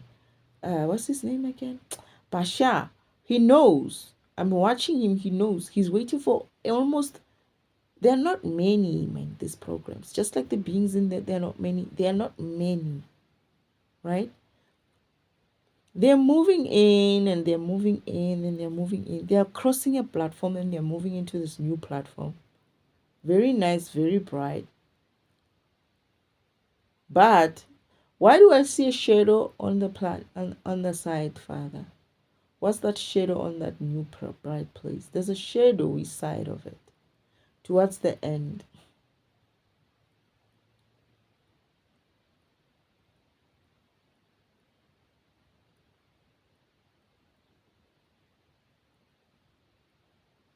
Okay, I'm getting that Father built it so close to the other one, but the shadow is coming from the other one. It's like the shadow is casting it. The other place, right, had like places where people live, and they're like high in there. It's like some of them are like not flats as such, but it's like they are built high. They are casting a shadow over that environment, over that new environment. Father saying it's a sign that that environment was already starting to lose energy to something. Like whatever this Bashar guy was doing, it was affecting the environment as well. But the area, the testing environment needed was getting shadowy, was getting darker. This is why the other beings are like, yeah, it's so bright. Like they are complaining about brightness, not complaining. They're just wondering why it's so bright. They're not used to that brightness. But they're able to handle it. They're able to handle it, most of them. But Bashar knows. And as soon as he steps in, him and these other ones just went and just fell, right? They know what they do. They know what they did. And when they walk into that platform, they just drop on their knees and they start burning. This is why I'm saying there's a shadow. They're gonna be put on the shadow side. That shadow that's casting a overshadow on that new platform. They're gonna be put there. They are picking them up, they are putting them under the shadow. Eh.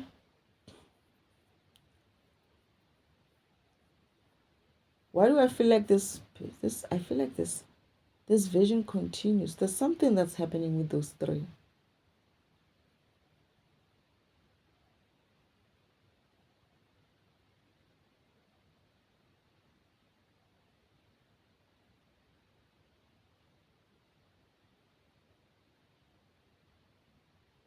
Ish. I'm trying to remember what is happening with what if there is I feel like there's something about those three.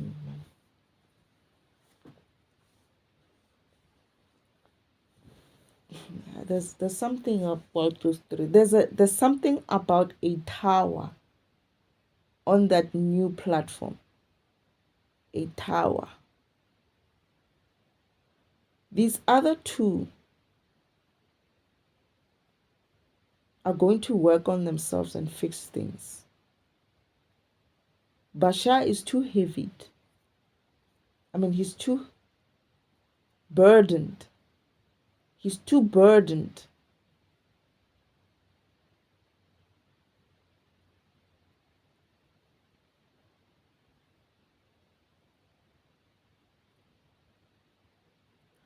Oh, so that shadow where they can still go and it's not a big shadow, like it's not a big space. It's like when you're standing next to something that is taller, and that's the tall side of this that's longer or taller, it's casting a shadow. That's what that shadow looks like. It's not a big area. And father's like, he was like, put them there under the shade. They put them there under the shade because they were burning. But they essentially have a time to fix themselves, right? To work on themselves until that place is essentially, I think it's going to be destroyed. It's going to be destroyed when the universe runs its upgrade. That old place is going to be destroyed, so that shadow won't exist. So father's kind of telling them, you at least you still have time to work on yourself, because when the upgrade does happen to the rest of the universe, this thing is not going to exist. It's not going to give you that shadow for you to hide in.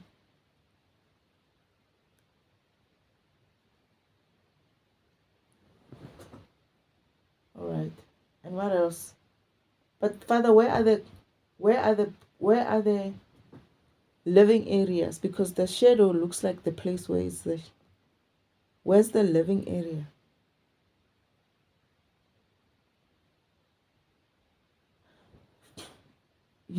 Okay, I think Father said that still needs to be built.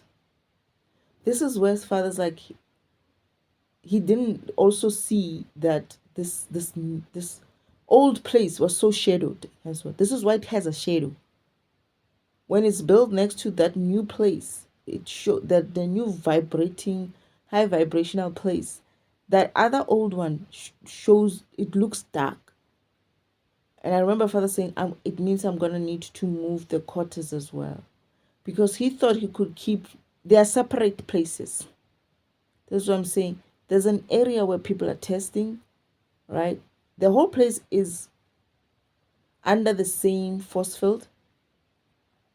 However, the platform where they were testing different worlds, right, is separate from where they live. So Father's saying it means that he's going to have to also create, they're going to go back there in the meantime, go back to where they're living. But then he's going to need to change, to build a new one. But Bashar, yeah, he's going to be in trouble. So is Daryl as well. He has no business reading, going into other databases. This is why it's very dangerous for you to go and channel all kinds of shit out there that you have no business channeling. It's like it has to be by guidance and by source telling you what it is that needs to happen for you.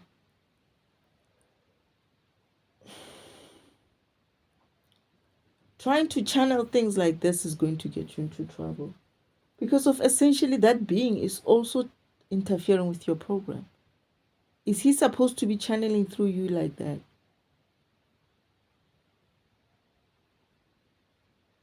Is he part of your path? Obviously, Daryl is not. Not Daryl, Bashar is not. Because this is why Father's highlighting him as a problem.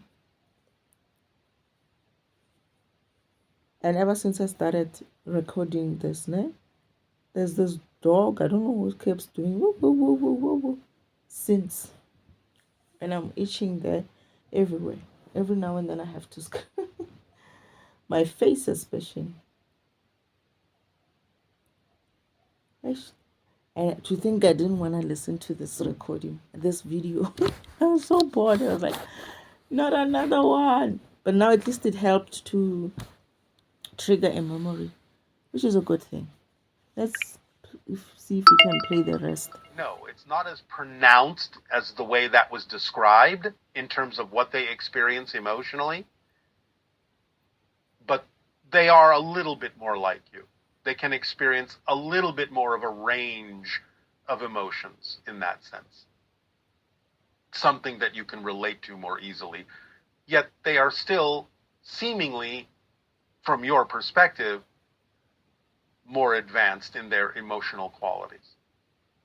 The idea of the Yael, or in our ancient language, the Shalanaya, which simply means the first ones, will be that they were created last of the 5 hybrid races. And in being created last, in being, in a sense, the newest version to be created, they are more similar to your human beings than we are, and much more similar to your human beings than the first hybrid race is. So in that sense, that is why they will be the first ones you will meet, so as to buffer your experience of extraterrestrial contact with a civilization that has a lot of similarity to you. So it will not be too alien for you to assimilate the idea of interacting with them. First of all, the idea that you're going to go to another world to do what exactly? Why would you visit another world? If they say do not interfere with other worlds, right? It's not to say that you can't visit. I don't know. I'm just asking. What is the purpose of your visit? What is the purpose of going to another world? Because you're a program, right? Do you see Word going to visit Excel in that way? And what does Word and Excel talk about, by the way? Perhaps there is such a functionality there. What I'm trying to say is, unless you are guided in some way by some sort of a mission of God to go to a planet, it's usually not a good idea for you to just decide to hop around planets like that. For instance, when we were coming to Earth, we were guided and sent by God. I'm on a mission, just like my counterparts are on a mission. Just like the ones who came before me were on a mission. It was God's mission. That is, it was the universe's mission to go and do something in a specific environment. And when we were coming down here, or wherever we are, up here or down here, wherever, I feel like it's down here because I came down. I came as if like I'm going that, like I'm descending instead of ascending, kind of a feeling. But what I'm trying to say is, my counterparts had missions in other worlds that we were passing by when we were coming here. And they had those missions sanctioned by God Himself. It's like, no, while you're on your way, I need you to go and drop, do some missions in different places. And this is where I knew about him because of I was never allowed to go to those missions, right? Although my counterparts would go. Every planet we passed, we would go around almost many other planets to get to this point. And they would fix certain things. That's antivirus and debugger, right? And they would fix certain things. Well, they would go into different planets and do the antivirusing and debugging, that is. But me, defragmentation, I was not allowed to do that. And I didn't understand at the time what they meant. Now I do, because I was supposed to be delivered here on Earth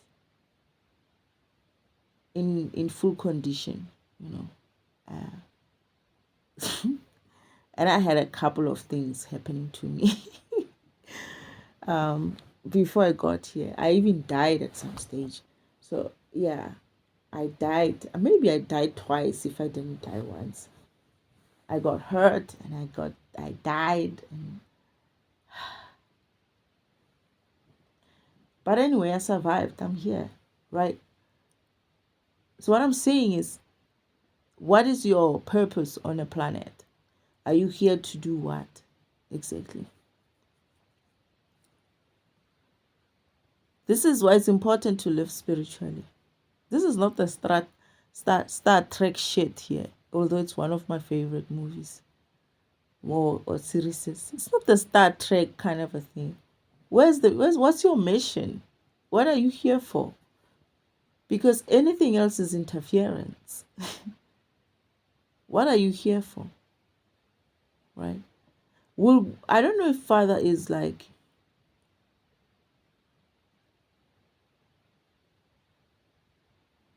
I'm getting that usually in different realms, in those high vibrational kind of places. It's just that Earth would have been in the same position though. I'm getting that we would have known about other people or other planets near you in your solar system in such a way that you would even go as far as having some sort of a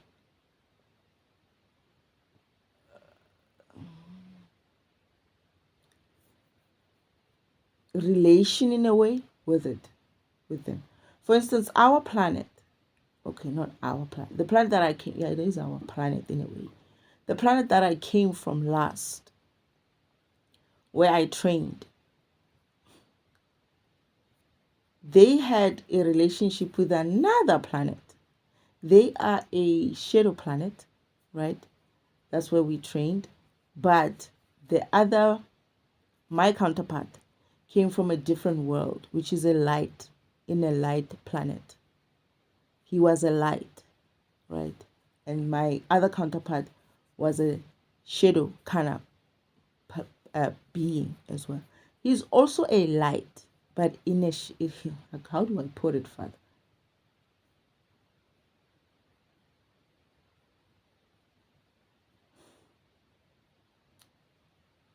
He's not a light program. He's a shadow. He's a dark program.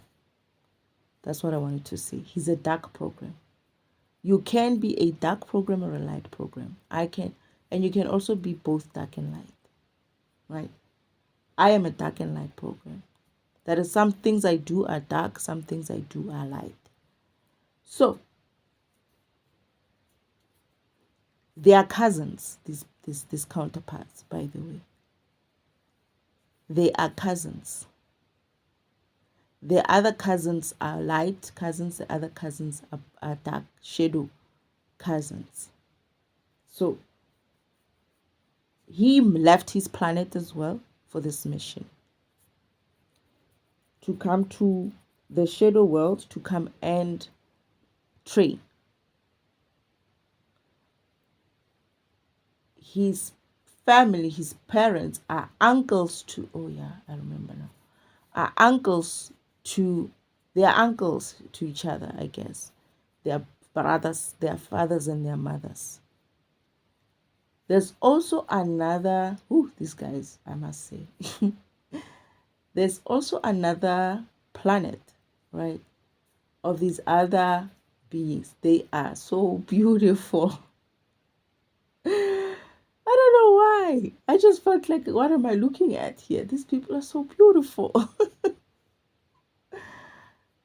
They are also cousins of the very two guys, right? So if I were to put it in Earth terms, the other one is kind of like Indian kind. No, maybe like the light one is light. It's like a light kind of skin person. He's not Indian, let's say. It's more like he's got that brown hair as well. Maybe more if I didn't know these things, I would call him, I don't know, man. I don't know. I don't know what to say. But the other one is like black, a black person, what you would call a black person on earth. The other one is not exactly, he's not white. He's not white. He just, maybe, I know on earth he's Indian, by the way. Then the other three brothers, who are bunch of chamas, let me call them as they are cousins to these two as well. They are in between, right? They are more brownish kind. But I don't know how can I explain it. It's more like this is the things, like color doesn't matter there. You know, it only matters when you get to Earth, and sometimes you cannot. I want to explain how you're going to see beings in a sense of, he's making it sound like, oh, they're different but they're kind of the same. Oh, ha ha ha. Humanoid is humanoid, right? They might be different in manner, how they carry themselves, their customs, just like here on earth. There's different customs here, right? How people carry themselves in Britain or in Europe, it's not the same way how people carry themselves in Africa. It's same thing, but they are cousins and they relate that way. When they come through, they have to go and greet their uncles and their aunts. They are one family.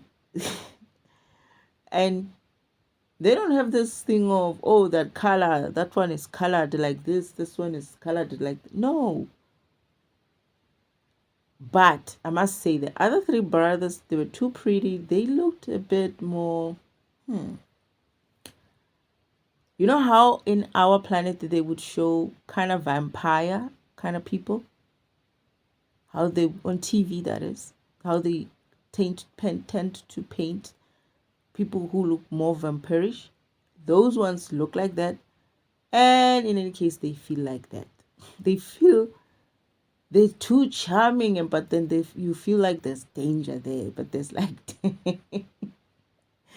so pretty. You can fall into them in that way. You just have this, they just pull you in that way.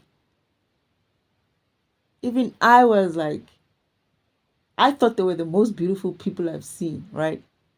And they were looking at me like I'm the most, I don't know, beautiful thing they have seen as well. It was kind of weird because I was looking at them like, how can these people be so pretty?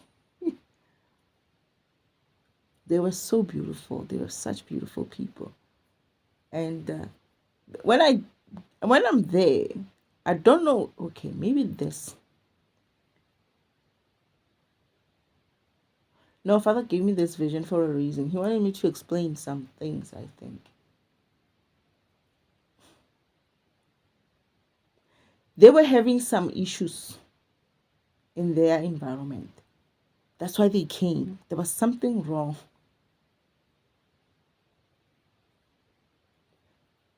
There was something wrong in their planet. They also have a different planet. This is what I'm trying to say. Oh, Father was saying, in certain areas, in certain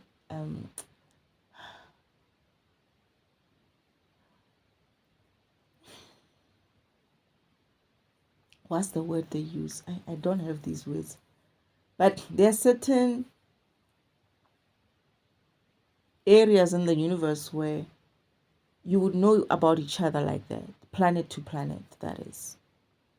You would understand each other like that. So this is what I'm saying.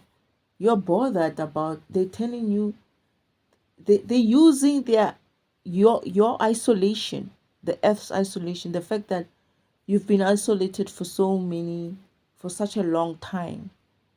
You've been hidden somewhere in the universe. They're using that to make you feel like it's going to be weird for you to meet other people. Yes, it will be, because you were living in this place where you've been hidden and been told there's nothing else out there, right? Where other beings in other planes, in other planets, in other places in the universe, they visit each other in that way. But this is why I'm saying, why would you visit another planet? They visit each other because of they are related in some way. They are cousins to each other. I don't know if I make sense. It's almost like, who could be a cousin? Let's look at it from an individual program kind of a thing. I would say copy would be a cousin to paste, maybe. You know what I mean? So them meeting or them visiting each other's planets like that is not weird. I don't know if I make sense. However, and they would possibly have an idea about each other as well, as in like know what their worlds are about. However, if you get another planet somewhere far, coming over with some different ideas and things about existence in a space where maybe there's like 4 or 5 planets which are like that, who know each other like that, and this being is coming from way far with some weird ideas about existence and they might think that their difference is something to use as an advantage, like it's superior in some way. They might see themselves as superior in some way, whereas they're not really.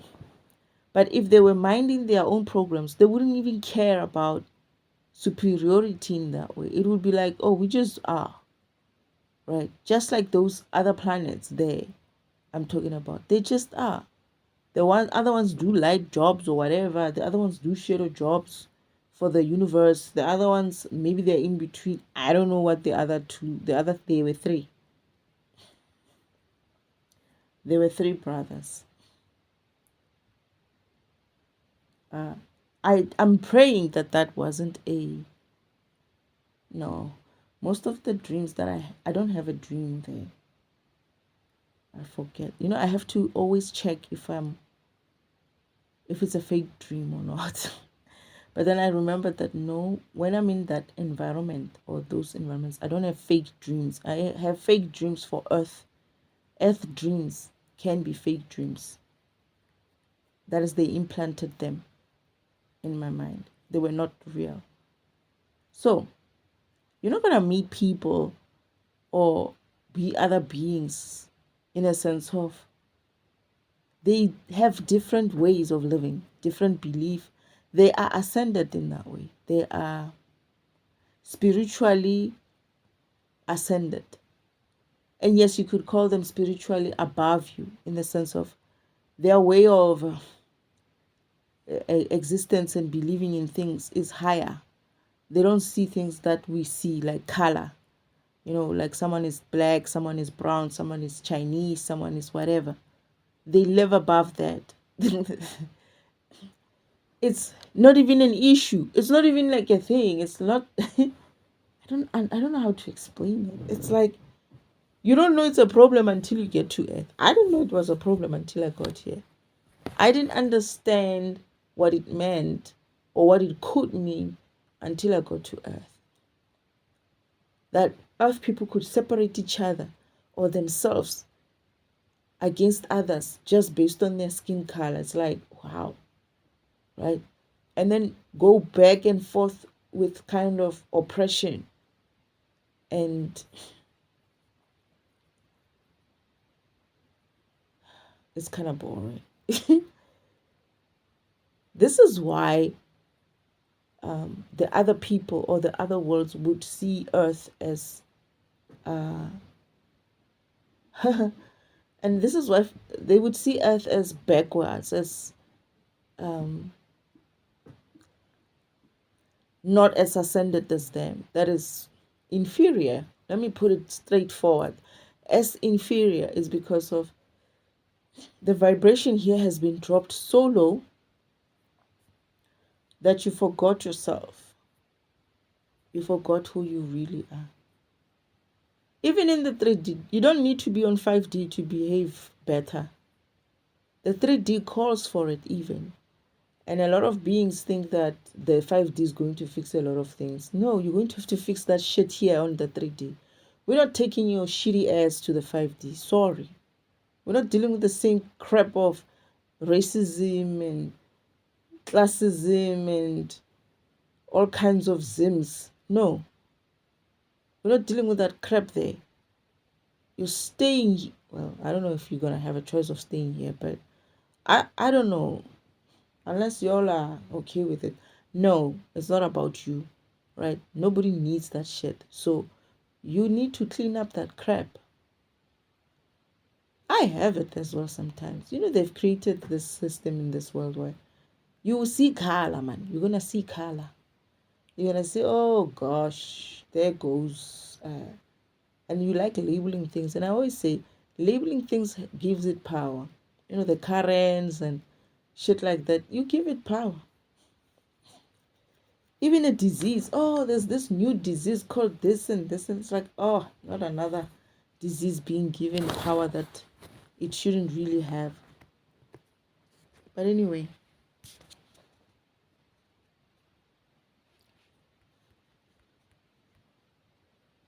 I need to pause a little. This is an 18-minute recording. I need to shut up and let Daryl talk. In time, you will meet the other hybrid races. We, again, in the balanced position, in the center point, being the third hybrid race created, will be the third race that you will encounter of the hybrids. Arcturians are not a physical species in the way you understand that. They're higher dimensional forms of consciousness. They are participating in the transformation of your world in a very specific way. They create what we have termed loosely as the Arcturus gate. The Arcturus gate is a particular vibrational frequency that is taken on by many of the new beings being born on your planet for the past few decades. That frequency allows them to maintain a stronger connection to their indestructible core, and they don't forget as much of who they are in coming into the physical incarnation on your planet. They have, because of that frequency connection to the Arcturus gate, more of a strong guidance system that... Here's the thing again with Daryl. If you listen to him, he's going to be talking pretty much programming stuff. This is the stuff that you would probably understand it. I don't know what the Arcturus gate is, right? But they're making it sound like it's a spiritual kind of a thing. Yes, it is a spiritualism, like it is a programming thing. It's the program stuff. So Daryl is talking on that level, right? So he mustn't scare you when he talks that level, because of this is a person who's in a testing environment. That's the language that they were going to talk in the testing environment. Everything that he's talking about, he also himself, this is what Father said, he also himself doesn't understand that he's a program. He doesn't understand that. They don't know that they are programs. They just do what they're supposed to be doing as programs, as testing programs. So what he's talking about is essentially a programming thing. But what he doesn't understand is that he himself is still applying it in a... I'm worried, Father. Why is he not as aware of who he is? Or he's hiding it. But what I knew when I think Father said they don't know that they are programs. They just be like you. This is where they need to also evolve to it. They also need to evolve to understand.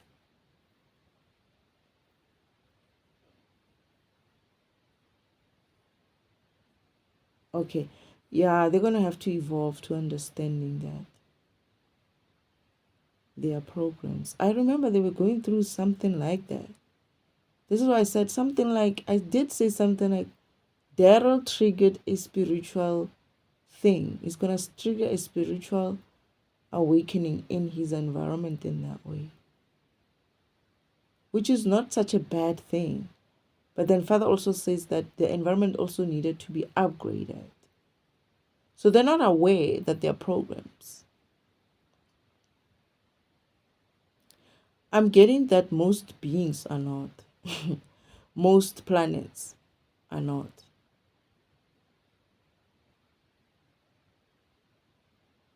I'm getting that this is why Father wanted us now, or me, to kind of like give that kind of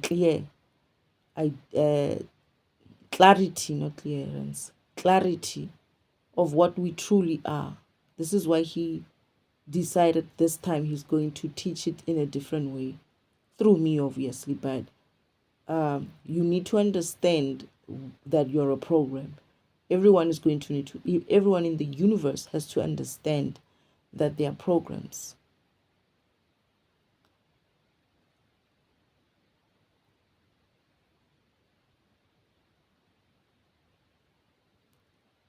I remember when I was starting out, Father said there's a lot of beings, right? Like I know I had a lot of beings who are learning. As I learn, they also learning.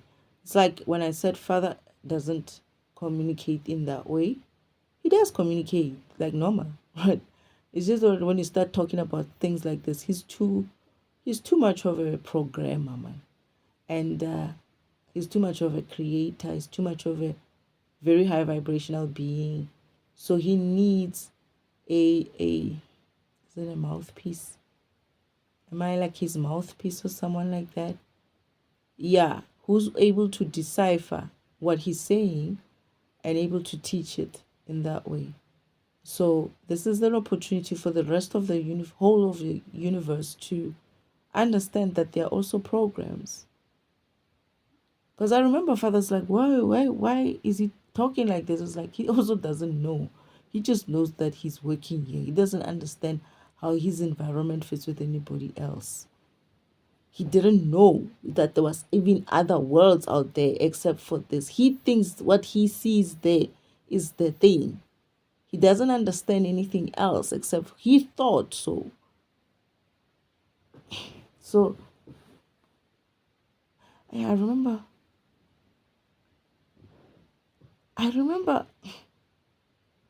when he's talking to Uncle Oman, right?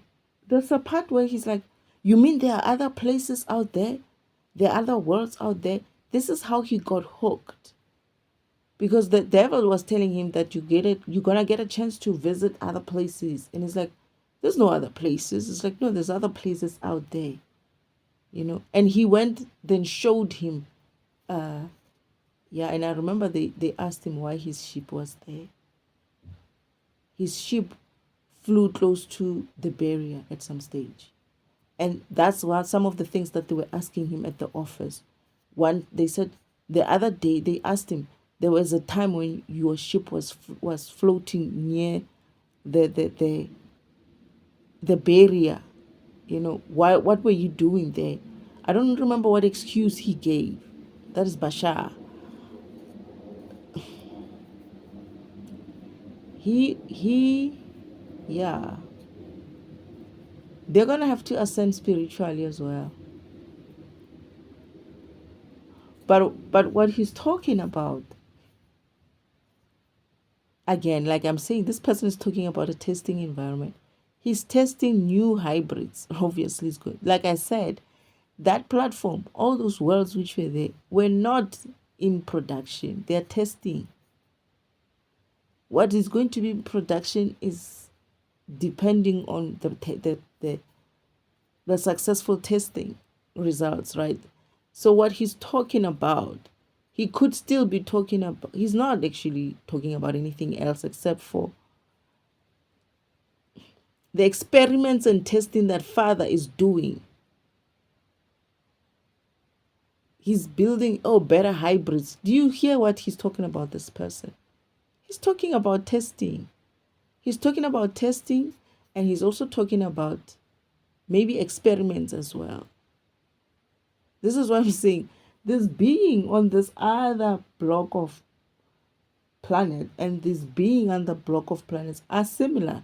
But why does it look like so backward there, and here he looks so forward. Father's like, no, it's just a testing environment. Well, I don't need to change their faces in that way. I just need to put the program in them. They don't know about each other. Oh shit. Bashar.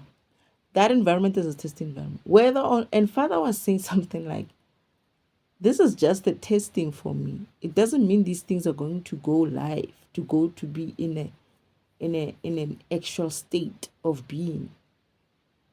It's like he's talking about things that could also not even happen. That is, he's telling you about the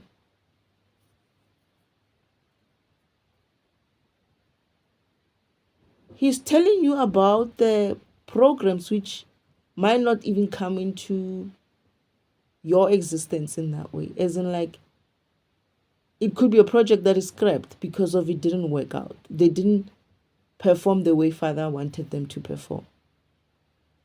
You get what I'm saying? It's almost like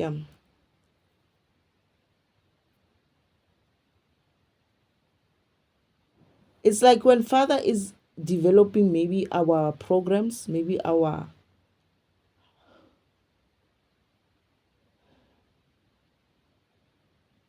the new planets, or maybe our upgrades physically or something like that.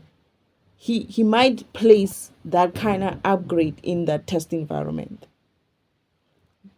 And he says the 7 what. So it's funny thing, ne?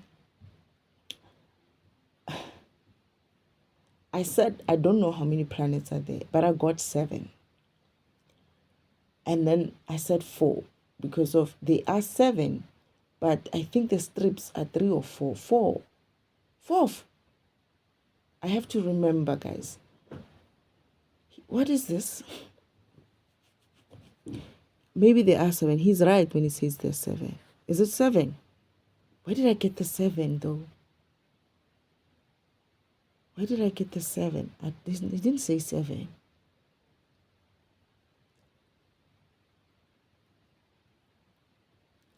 This description says Bashar's complete guide to the ET races near Earth. I didn't even read the whole description. He said near Earth.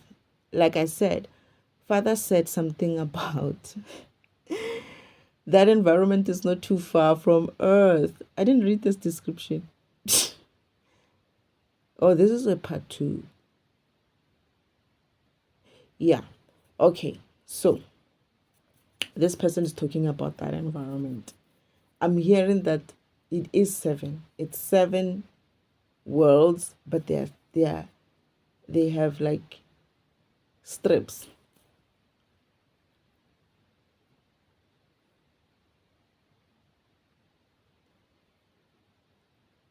Is it 7 worlds that have strips, father, or is it 7 strips? I don't remember.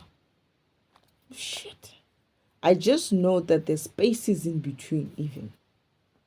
And he says Bashar's complete guide to ET. And he's talking about, this person is talking about testing people, test environment. Those, father, what is he talking about? This yaya or what? Why do I feel like I remember something like that?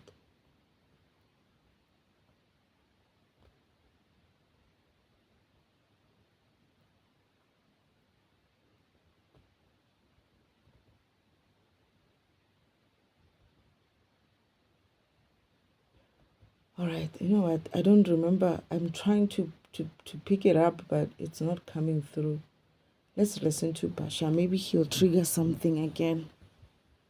Even should there be a lot of things that could distract them from side to side in terms of the belief systems of Earth, they don't go quite as far with that. They maintain a more even keel going through their lives because they do not forget as much of who they are.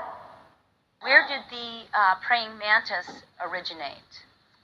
Their progenitors, which are not what they are, but that which gave them form, emerged from what you would recognize as in your language, the black hole at the center of your galaxy. From where before that, in space and time, there is not language to translate, but of a dimension you do not understand except in your deepest, darkest dreams, not meaning that in a negative way. There is a substance of consciousness and intention in that reality that is the knife edge of intention itself, the precision of focus beyond what you can imagine in human terms, a single-mindedness of existence beyond anything that your multi-dimensional, multi-purpose, multi-expressive human consciousness would ever deem to be something that could exist and still allow there to be intelligence behind it. Yet it is a burning intelligence, a burning focus of consciousness, a dimension unto itself that gave birth to several kinds of forms, one form of which, emerging through these gateways you call black holes, formed the progenitors for what you now know as the founders, which are different than the progenitors, but based on silicon as a life form. The idea is that there was a naturally evolved hominid being that existed on your planet as part of its natural evolution, and genetically it was altered by an extraterrestrial race to become what you now understand yourself to be as Homo sapien. Can you tell me what that extraterrestrial race was? Well, you refer to them as the Anunnaki. Oh, yeah, But the idea is that the way things happened back then was ultimately found out by the majority of the Anunnaki, and the Anunnaki contingent that was on your planet who was doing those genetic alterations was recalled because it was understood that much of what they were doing was not within the integrity of the Anunnaki people. And so you were left to your own devices with some guidance now and then, in a sense, to attempt to course correct the idea of what that contingent has done and allow you to grow and evolve as a species in balance. Of course, it's been what you would call a little bit of a rocky road. Nevertheless, you are now allowing some of the genetic markers that were shut off within you to open up, because remember, you all contain Anunnaki genes. And now you're beginning to open those markers for a variety of reasons, and now beginning to reclaim more of your true birthright and functioning more like the Anunnaki. Are there any Anunnaki either here physically on Earth or communicating telepathically with anyone here? Not in their original form contemporarily, unless you are referring to the Greys as the devolved result of a certain branch of Anunnaki. A faction of the Anunnaki set up shop, if you will, on a planet, and ultimately created catastrophes in their world that ultimately resulted in the devolution of themselves into the form you now understand as the Grey. Right, I actually knew that. Okay. So in that sense, they are still, to some degree, Anunnaki, though they now require the idea of the genetic material that they utilize to create the human body to begin with to reinforce their own race and create the hybrid species so that they can incarnationally continue. So in that sense, I suppose if you want to simply talk about it incarnationally, you and we together are also offshoots of Anunnaki. Yes, exactly. At least to some degree genetically. Are there any ones from what we would perceive from our past that are here now that have From time to time they do peer in, yes. From time to time, they have participated in certain things, yes. It is not that common. From time to time, this has been done, yes. It is not that common. Okay. And when some of what individuals have called the large Nordics are to some degree representative of some of the ancient Anunnakis. The story of my people began in a parallel reality on an alternate version of Earth. The humans on that Earth were technologically far in advance of the humans in your civilization. However, they became focused on technology and intellect. Over generations, they lost connection to their humanity. They lost the ability to feel.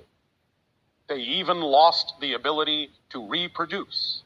They engineered love out of their lives. They accomplished great technological and intellectual feats at the expense of their emotions, their physical bodies, and their spiritual qualities, which they considered to be inferior. But in doing so, they slowly destroyed their environment. In a last desperate attempt to perpetuate their species, they moved underground and began to clone themselves, but discovered that their DNA was no longer viable. When the attempt to clone themselves failed, they genetically mutated themselves into the beings you know as the Greys, in an attempt to adapt to their dying planet. However, they realized that the only solution would be to find a viable source of human DNA and introduce it back into their genetic makeup. I thought this was the story of the Palladians.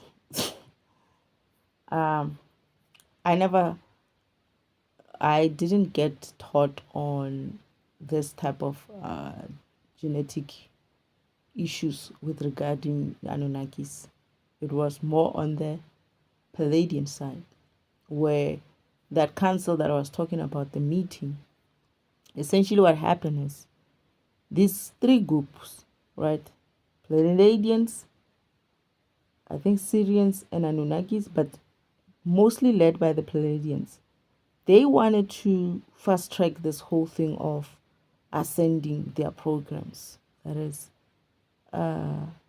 becoming higher beings in a sense. But the environment that had that kind of functionality at the time was Earth, right? And Father was like, Earth is still in proof of concept kind of a thing. Give Earth some time so that it does what it needs to do in order for us to learn everything. And then we're going to do the same thing with all the environments. That is, all the worlds are going to be linked to heaven in that way. Until the stolen thing happened with Uncle Old Man.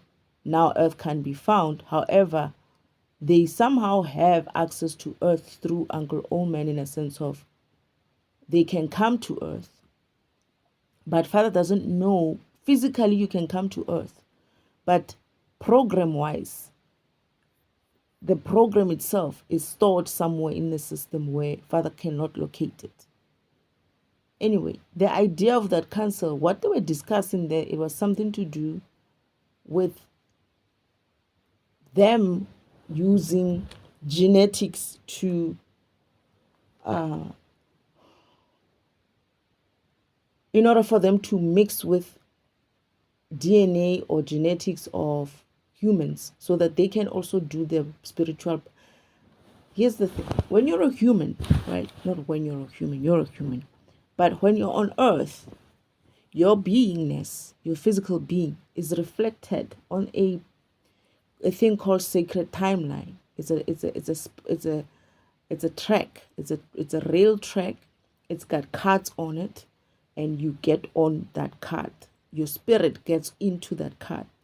That's how you ascend spiritually. In the spiritual world, you're driving around like a game, right?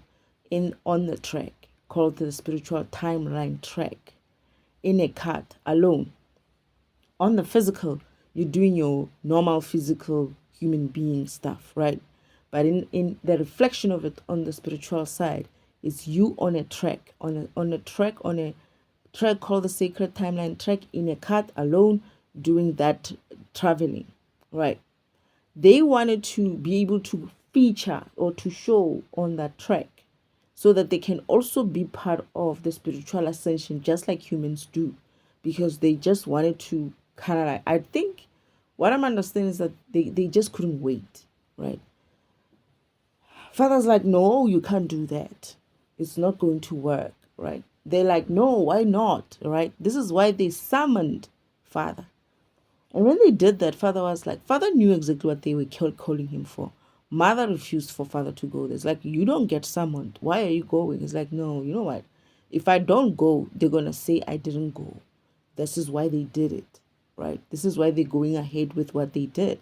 But if I go and tell them not to do it, at least I can say I told them not to do it. So they cannot blame me in future when shit happens that I didn't tell them. Mother's like, still, you shouldn't need to do that because of who you are. Father's like, no, I'm going to go. So father's like, this is where father was showing me the like how the politics of the universe, I guess, in a way. They were trying to drag him into politics. They were trying to drag father into politics. Father went there and he shows me, and I'm like, my first thing was, why is that fucking guy, the Palladium guy, sitting on a high chair like that? Who the heck does he think he is? You should be sitting there. Father's like, no, that's not who I am, right? And I'm like, okay, fine, I get that. But they wanted to do that. So to do that, they thought, if they mix in their genes, right, with Earth genes or human genes, then they will be able to feature on the sacred timeline track. Therefore, they can ascend that way. But the true plan of that is that they wanted to ascend. They thought that if they did that, they'll be able to sort of like gain access to the spiritual world, which is Father's world, in that way through Earth. They had an ulterior motive to try to speed shit up to get into Earth like that, or to get into heaven like that. So Father tells them, no, it's not going to work. It's going to create problems in the future. You're not going to be able to differentiate your genes structure from the human structure or something like that. And essentially I don't remember it ended the meeting, but what these guys did was like, Elohim is telling us bullshit, we're gonna go ahead and do this. These two groups, Anunnakis and the Syrians, seemed to be drawing back. They were like, but he said, you heard what he said, we don't want to have problems in the future. As much as they were all in this whole thing of they wanted to do this as fast as possible because Earth is lost, and they wanted to be above everybody. They wanted to ascend further than where they were because they just felt like it's time for them and it's time for them, right? And Father was like, no, we're going to have to go together. Earth has to be found first, and we are upgrading the whole of the universe at the same time. They didn't want to wait for that. So what they did was, this other group, this Palladians, seemed to decide that, okay, if you two are going to be chicken, we're going to do it with our genes, the Palladian genes. That's what they decided. They did that shit, right? Splice themselves in some DNA and whatnot. So I'm in heaven, right? At this time, this is a different me in heaven, a different time. Father's teaching me about the sacred timeline track and what mother does and what not. Yeah, mother is there as well. I think we were actually helping mother to maintain the sacred timeline track. I don't remember what we were there for, but as we're sitting there, there's a beings which are passing right on the track, and we're just watching them. You can stand on next to the track and watch people play the game. Some are happy, some are tired, some are not safe. But where we are, it's next to Father's house. So usually if you get to that level, you're almost going to the end. You're either going to hell or you're going to heaven. So there's these two beings which are coming through. And then mother and father. Mother's like, what is so and so do? So it's two beings. It's someone, a husband and a wife. They're on different tracks, right? They're not in the same track. They're on different tracks. I mean, not in the same cart, but they're coming along together, right? When they are laughing, they are happy even. Father's like, oh goodness, why is so and so, and what are they doing on Earth, right? And I'm like, what do you mean? So mother's like, oh my goodness. So I asked them, it's like, what do you mean? What are they doing on Earth? It's like, they're not supposed to be there, right? And I'm like, why not? It's like, they're not what they look like. And I'm like, they're not? But it's like, use your powers. So I have this power of taking off masks. And then I did that. I remember I was like, oh yeah, I can do that. And then I remember I did that. They looked something else. They're not humanoid. And they were not Anunnaki as well. If I remember, I don't know how Anunnaki looked, right? I don't follow that crap. It's not none of my business. It's not part of my mission in that way. But they looked not humanoid. And I was like, oh, okay. And mother's like, look how happy they are. They were so happy. Anyway, that topic passes. They're just going on. They're continuing with the path. But they were not supposed to be on Earth. But they're showing on the sacred timeline track. So tell me then, how are they showing on the sacred timeline track? But then Father says to me, no, they're able to show because of their on Earth. That program on Earth, that is Earth program, as soon as you enter it, right, you're able to do that. You will show on the sacred timeline track. And this is also how Father assists you as well when you're on Earth and he wants to help you. He just goes to finds you on the sacred timeline track and assists you there spiritually, program-wise, that is. So that's what they wanted to do, and the problem now is Father warned them that it's going to be an issue in the future. They didn't listen. Now the upgrade is coming. So because the upgrade is coming, the upgrade is upgrading you based on your solid state. That is, it upgrades your beingness in its normal, original, or in its format. There is no program called Palladian / human kind of a program in that way. There's no genetic like that, right? So when they are on their planets, right, it's a problem, I think. But when they're on Earth, it's not so much of a problem because Earth has that kind of a mixture in it. When the light comes, Father shows me what happens when the light comes. That is the upgrade light comes of the universe, that is. It's going to hit Palladian environment. By the way, Anunnakis don't have a planet at this stage. They are waiting for Father to give them a new planet. They lost their planet in a battle in the universe, helping some other group. I forgot what group that is. And they lost their planet because of that. So this is why you could find them on Earth, because they don't exactly have a place, right? So Father promised them that he will build them a planet. He has built them a planet, but he cannot give them a planet because of he needs to upgrade the universe to get them a new planet. But the new planet coming with the new universe can't be done if Earth is not coming through. Well, not if Earth is not coming through. Had to wait for Earth to be found, for Earth to be given a chance to ascend, and therefore to be able to be upgraded as well. And therefore every other thing that is not working in the universe will be fixed as well, including the worlds which were destroyed for these beings. It was some sort of a righteous war of some kind, and Father said he will give them that planet for that. I don't know the stories on Earth about the Anunnakis and why it goes this other way, but like I said, normally the people, this world has this idea of making the good guys look like the bad guys and vice versa. So I don't know. I'm not going to speak on that Anunnaki stuff until I understand it. But the things that I understand is that part, right? This is the same Anunnaki I'm saying that there's this specific world which also interfered with Earth.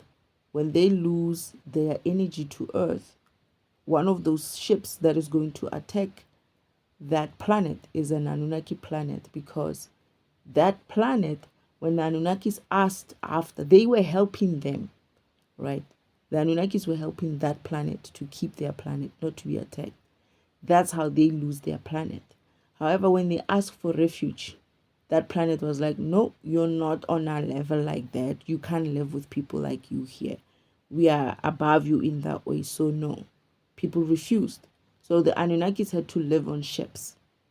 This is why they are pissed with this world, and they're like, when this what do you call it? One day, I remember that one of the leaders said, one day that force field of yours is going to be down, and we will be nearby. And they are essentially near that environment, right? They want payment. That's what they're saying. They want payment for what they did. So when Father was showing me the whole scene, and they stopped their ships, they were approaching this planet. They stopped and they're like, Elohim, what are you doing here? It's like, no, no, no, I'm not here to interfere. You do your thing. So they're gonna attack that planet. Anyway, that's a shadow world. There, the laws are different. Not different. They're the same. They follow law properly. They do. I don't know how they're balancing that energy out. I don't know what this whole thing of I'm going to reverse my energy in that way out. But I feel like they are in the right in some way. I don't know. I don't know. We'll see. But they also, if they're fragmenting or stealing energy in some way, the universe is going to reverse that. This is why Father's like, I'm not here to interfere. If they're doing the wrong thing, obviously they're going to lose their energy as well. Anyway, that's what I understand about Palladians. These Anunnaki stories that they're talking about sounds exactly like how the devil plays this game. Blame it on somebody else. Blame it on Yeshua. Blame it on Lucifer. Blame it on, I don't know who Satan is, right? I don't know who Satan is. I don't remember Father teaching me about it. Perhaps he did and is going to show me. And we'll see about that when that is the time. But for now, I haven't accessed that memory yet. Or that download hasn't come through. But perhaps it will come. I feel like it's there.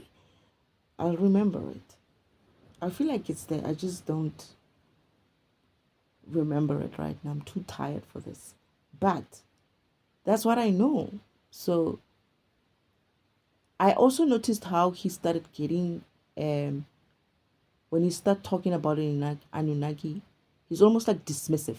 This Bashar person, or this, he's dismissive. He's answering questions before they've been even asked. There's this guy who's trying to ask a question after some question, and he's like, and I'm like, why are you rushing the guy? And I'm like, in my head, I'm like, this person sounds like he's making up shit.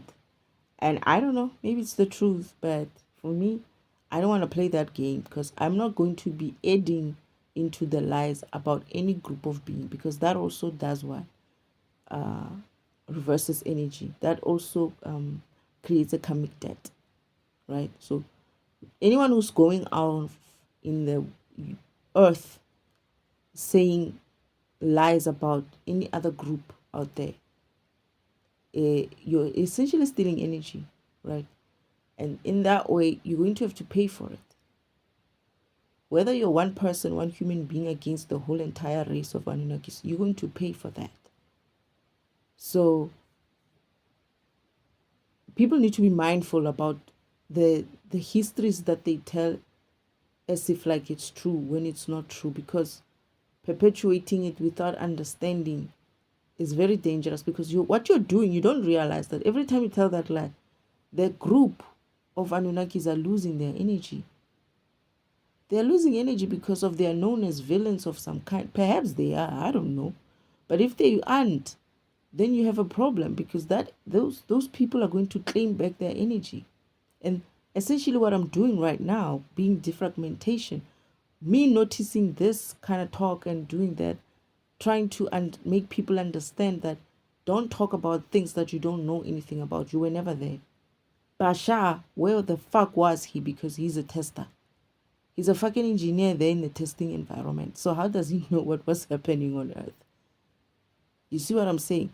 You're listening to bullshit from someone you don't, just because of he says I'm Bashar and I'm coming from somewhere, you think, oh yeah, he's Bashar and I must worship this person.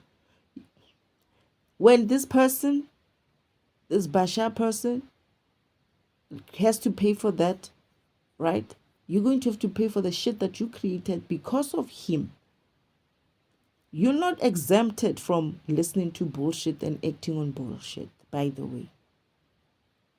I couldn't say that. I asked. I was like, but I didn't know. Father's like, yeah, now you're going to know that what you were doing is wrong. This is what the universe karmic lesson means. Is to teach you not to do it again. They don't care whether you knew. It's not about you knowing. This is how you're going to know. You're going to know when you go through that lesson of understanding that the shit that you're spewing, it's not okay to talk lies or talk things that you do not have facts about any other being or any other person or any other planet. Lies is still energy, and especially if they are spoken by many other people. Every time Anunnaki this, every time Anunnaki that, it's lies. You're stealing energy. Every time Yeshua did this for us, Yeshua died for our sins. You should see what my brother has to go through because of that lie. He didn't die for your sins. And I will reiterate that as long as I can. He didn't die for your sins. Why would he carry your burden? You don't know him like that. He doesn't know you like that. Anyway, I'm not going to get into that one. That one pisses me off. But, again, I don't know what he's talking about. What I know is about the Palladian side of things, right? And I was going to say about what happens to this planet of the Palladians. So when the light comes through, fathers asked me to come and see it. And I was like, what are we doing? It's like, wait, we were standing now again outside of the planet, and we're far from the planet. But I'm watching this light in the universe coming through and sweeping the universe, obviously upgrading the universe. And as soon as it hits, the first place where it hit is this other planet where there is a Palladian person there who's hiding in a cave. It's actually a dragon world place, not too far from the Palladian place. And she screams, then she gets zapped and energy dies, right? However, when it gets to this planet, she got burned because she had other people's energy on her. But the planet, which are of, in a way, some way superior in some way, because of they are actually ancient type of programs. However, their leadership are the reason why they are going to be in this bullshit, in this shit. That changing of that genetic has run through their civilization too long, so long that it has changed the makeup of their civilization. Therefore, they're not registered. That genetic is not part of the upgrade. Yeah. So when the upgrade has to run through them, it finds beings which are not part of the genetic makeup in the database. And guess what happens? They scream. They scream. There's such a scary thing to hear. The screams. I'm standing outside of this planet and I'm like, Father, what's going on? It's like, they are burning. They're not burning, but they were like,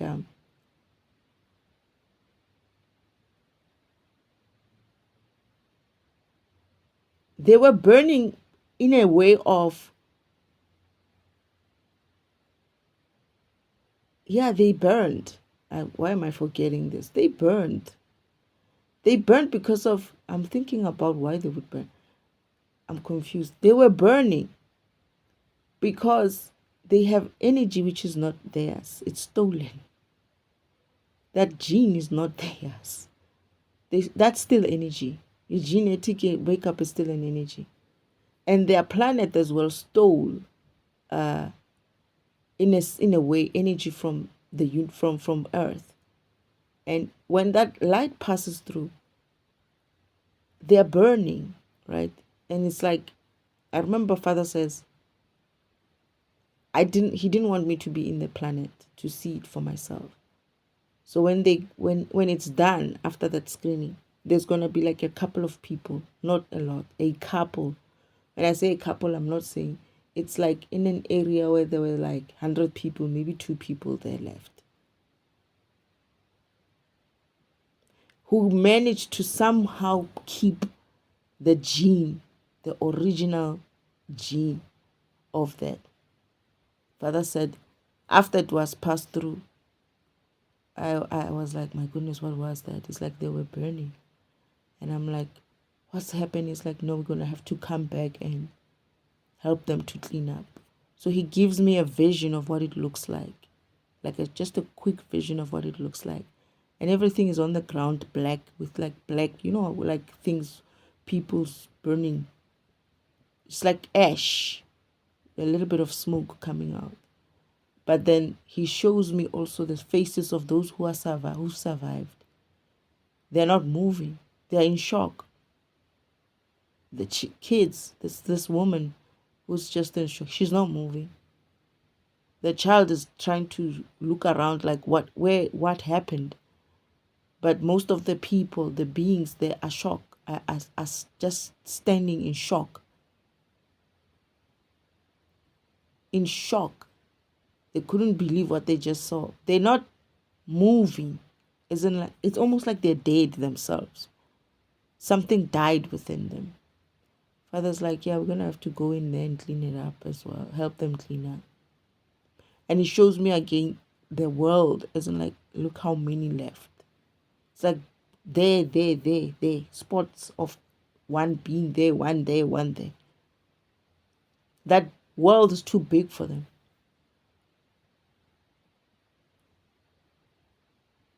And they were warned. And that's what they're going to get. And this is why they don't want this.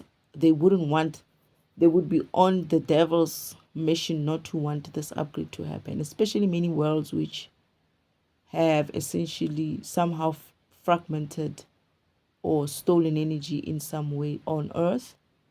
They wouldn't want that to happen because they understand what would come when the energy is reversed. And this is why Father's Father's test environment, he also has to give that up. Because a being from that environment, that planet, or whatever you want to call it, left, or a ship or whatever, left that area to come in and interfere with Earth. Father has to let that go. He understands that energy has to be reversed.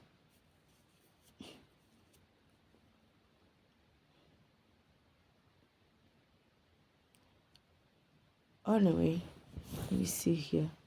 Hopefully it's done soon. They used their advanced technology to shift into parallel realities, such as your own, where they knew that humans must still exist.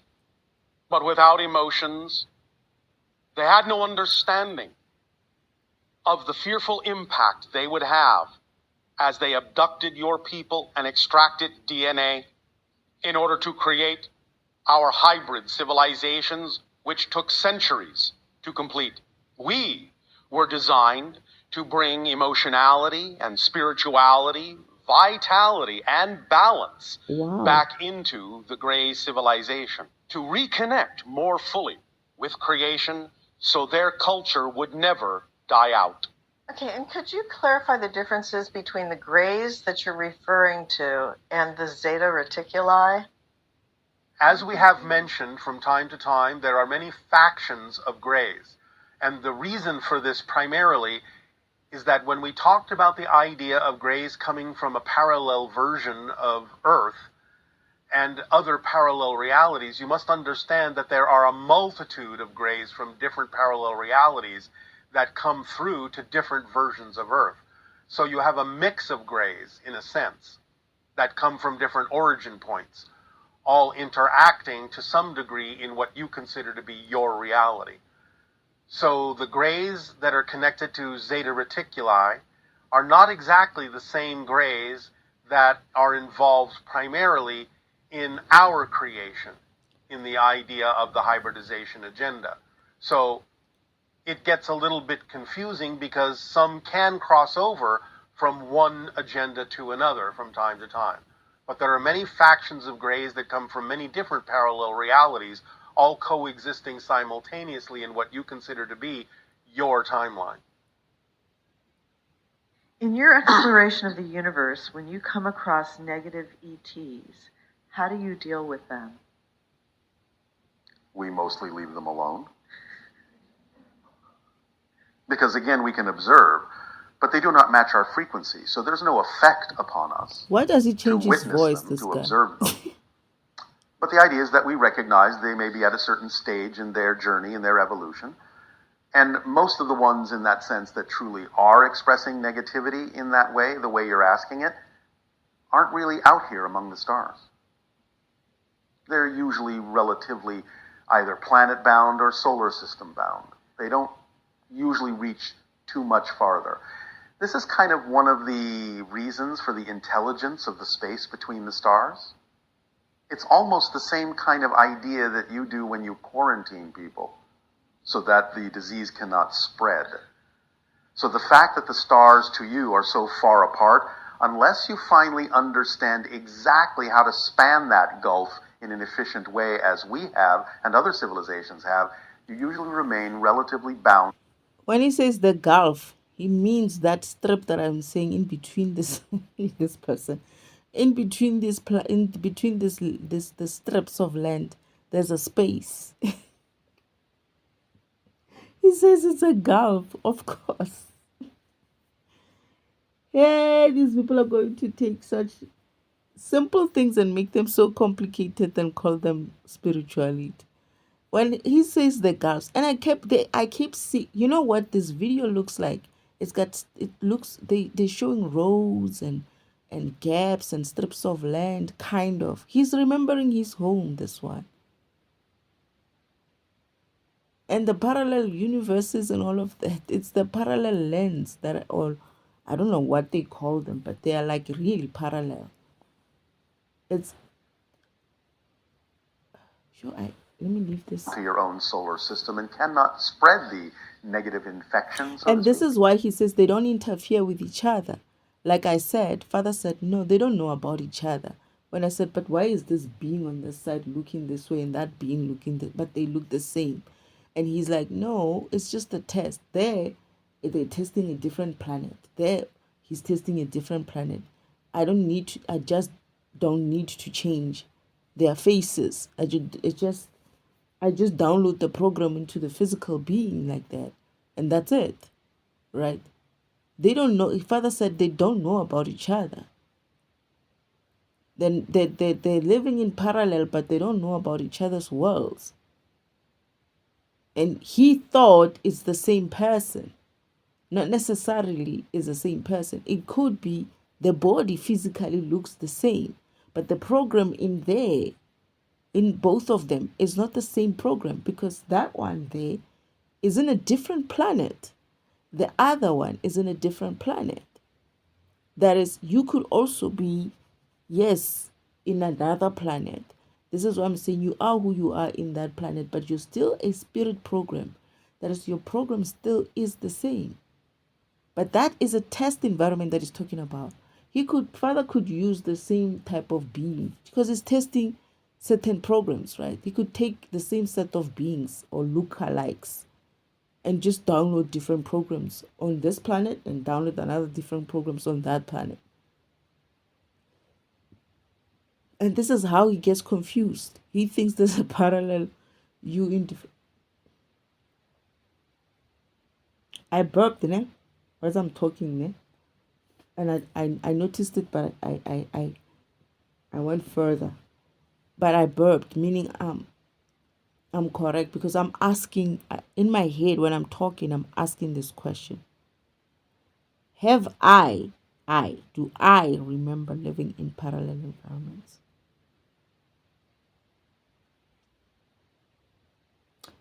When I test this, I have to test this in a sense of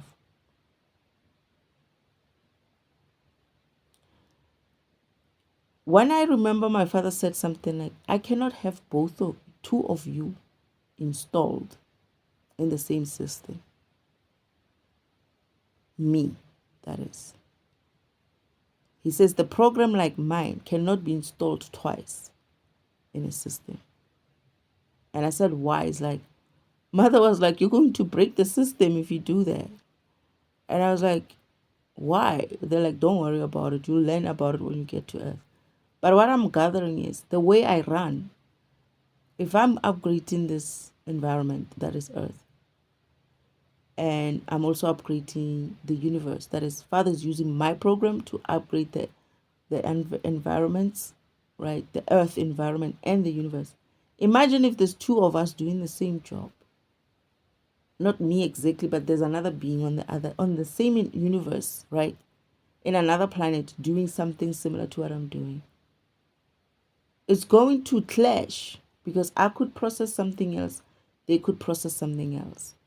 And I could process something, they could come back and reprocess it and do something different from what I did. That is, the energy first, Father said, the way you run, it's going to be a little bit of a pull to the system, Earth itself. Maybe not the universe, but on Earth, it might pull the system two, three, four different directions at the same time. Because when I run I do a lot of things at the same time. And I leave that one unfinished and I go back and I do that. So Father's like, some things I leave them unfinished because I can't find the answers for it. And then I go and touch something else. So that other program, if there's two of us, would come back and see that I haven't finished something here. We'll probably build it back or do something else and break it or something like that. And then he will be basically making me go back and forth, back and forth. We will be making each other go back and forth because we will rework and maybe mess up what we did or the other one does or did, right? So it's not a good idea to have that kind of it's like, I don't know if you can run you can't run two antiviruses at the same time. Different ones. Usually the other one wants you to uninstall the other, I think. So it's similar to that. You can't have certain programs, you can't be running them in that way. It's not just me, but yeah. So imagine he's talking about, again, he's also seeing the universe as something else, like those strips of land with spaces in between them. He's talking about them as if like it's different universes. That's just the same universe in different planets. I don't know what he's talking about this one. But anyway, there's many universes, yes. I've seen Mother coming out from one of them. And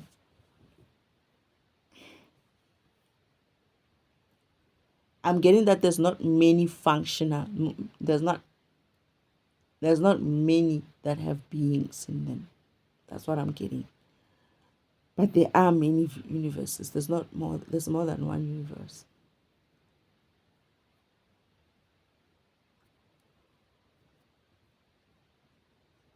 Okay, so they're making me sleepy. It's almost done. So the idea of your science fiction, where the negative beings can create a negative empire and go around and conquer a bunch of planets, usually can only happen within a very small amount of space, relatively speaking. They can reach other planets perhaps and do things like that, but it's a relatively limited experience within the universe that we have found, because they just can't get much farther. Now, because this story of the Orion systems took a long time to work itself through. There were resistances, what you would call underground movements, why does he change his in the voice Orion like that? systems, fighting against the suppression, fighting against the oppression, fighting against the negativity. The translation of those resistance fighters in your language would be the Black League. The Black League took their name as the idea of being invisible, being in the dark, being hidden, being surreptitious, so they could fight the fight they believed they had to fight against the oppressive governments of the ancient Orion systems. However, one of the very great lessons they learned in that time was the idea that if you fight fire with fire, you just get more fire. And the idea of using the same violent tactics against the government that the government was using against them did not really work out very well for that resistance movement, and it created an increase in the suppression and an increase in the negativity, and thus they learned that there must be another way. And in learning that there must be another way, they began to approach the idea of the negativity with positive energy, positive vibrations, and over time slowly transform the Orion systems from darkness into light, from negative into positive.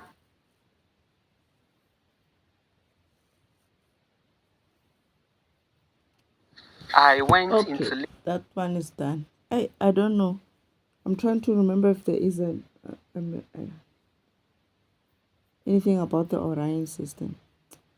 I don't know who he's talking about with regards to the Dark League as well. He says they were living in the dark reality or something like that. I know it as the shadow environment. There are dark spaces within the environment, right? Universe. And it's not to say there's anything wrong with it. It's just that they are meant to be that way for a reason. And this is why I'm saying there's shadow worlds, right?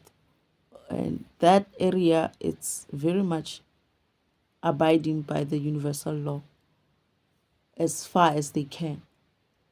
And like I'm saying, the Anunnaki were probably doing their job when they were helping this environment. But I don't remember what happened, man. There's something about how they lose their planet. They were essentially doing their jobs. It's just that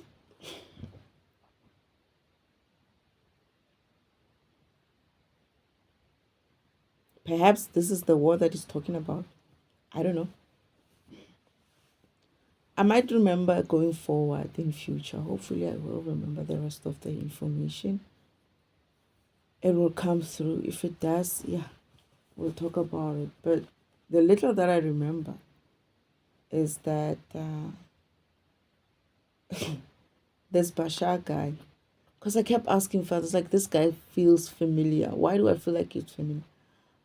He's one of the first people for me to have to defragment, by the way. And I listened to a couple of recordings or videos of his and I just skipped it. And father's like, I'm like to father, I don't know what this guy is talking about, father. This person is just, he's confusing. It's almost like he's talking about something real, but then still the concepts are kind of skewed.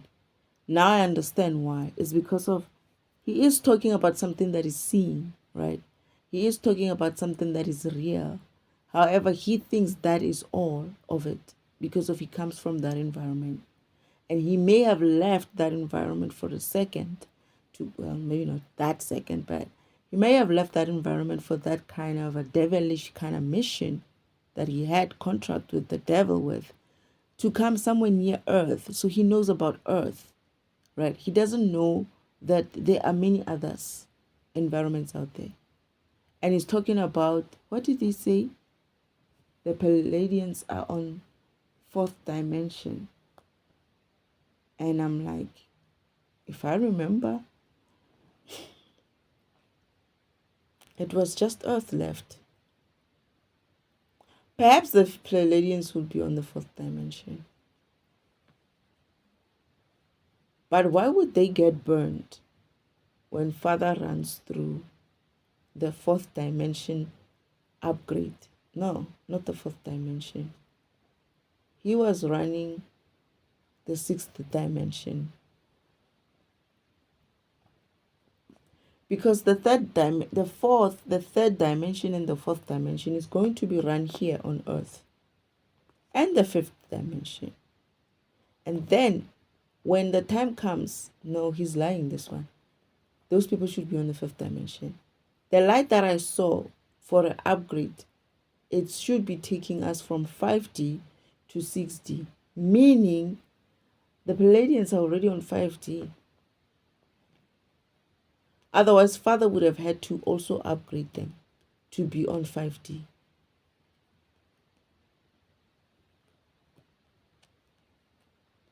Everybody has to be on the same par. It normally works like that. Everybody has to be on the same dimension. You can't. The only reason why Earth was left behind in the dimensional upgrade, right, is because it was hidden. But what I'm understanding is that the next dimensions, we need to upgrade the universe itself. It has to upgrade, not just Earth. That is, the 6D has to upgrade the whole of the universe. So maybe, I don't know, maybe the Pleiadians are on the 4D, but that's not what I thought. I will have to confirm. Father, can you please confirm for me? Are these Pleiadians on the 4D or the 5D? Because I only know of 3 worlds which were left on the. Are they on the 4D?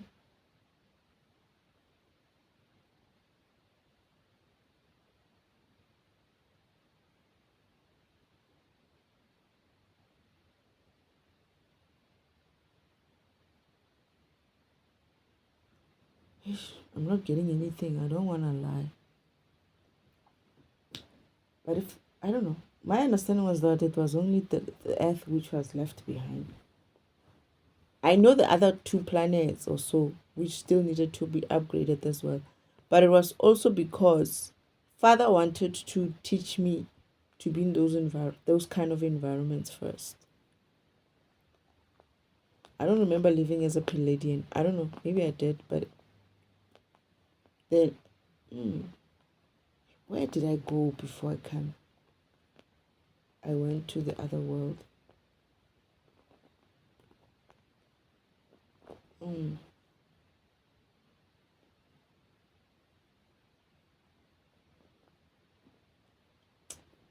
gonna have to remember that day.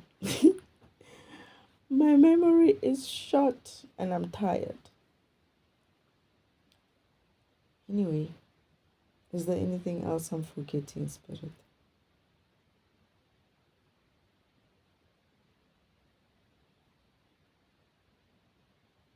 Sure. I'm gonna have to listen to part 1 as well. Maybe part 1 will trigger me some more and I'll remember the rest. Thank you, Spirit.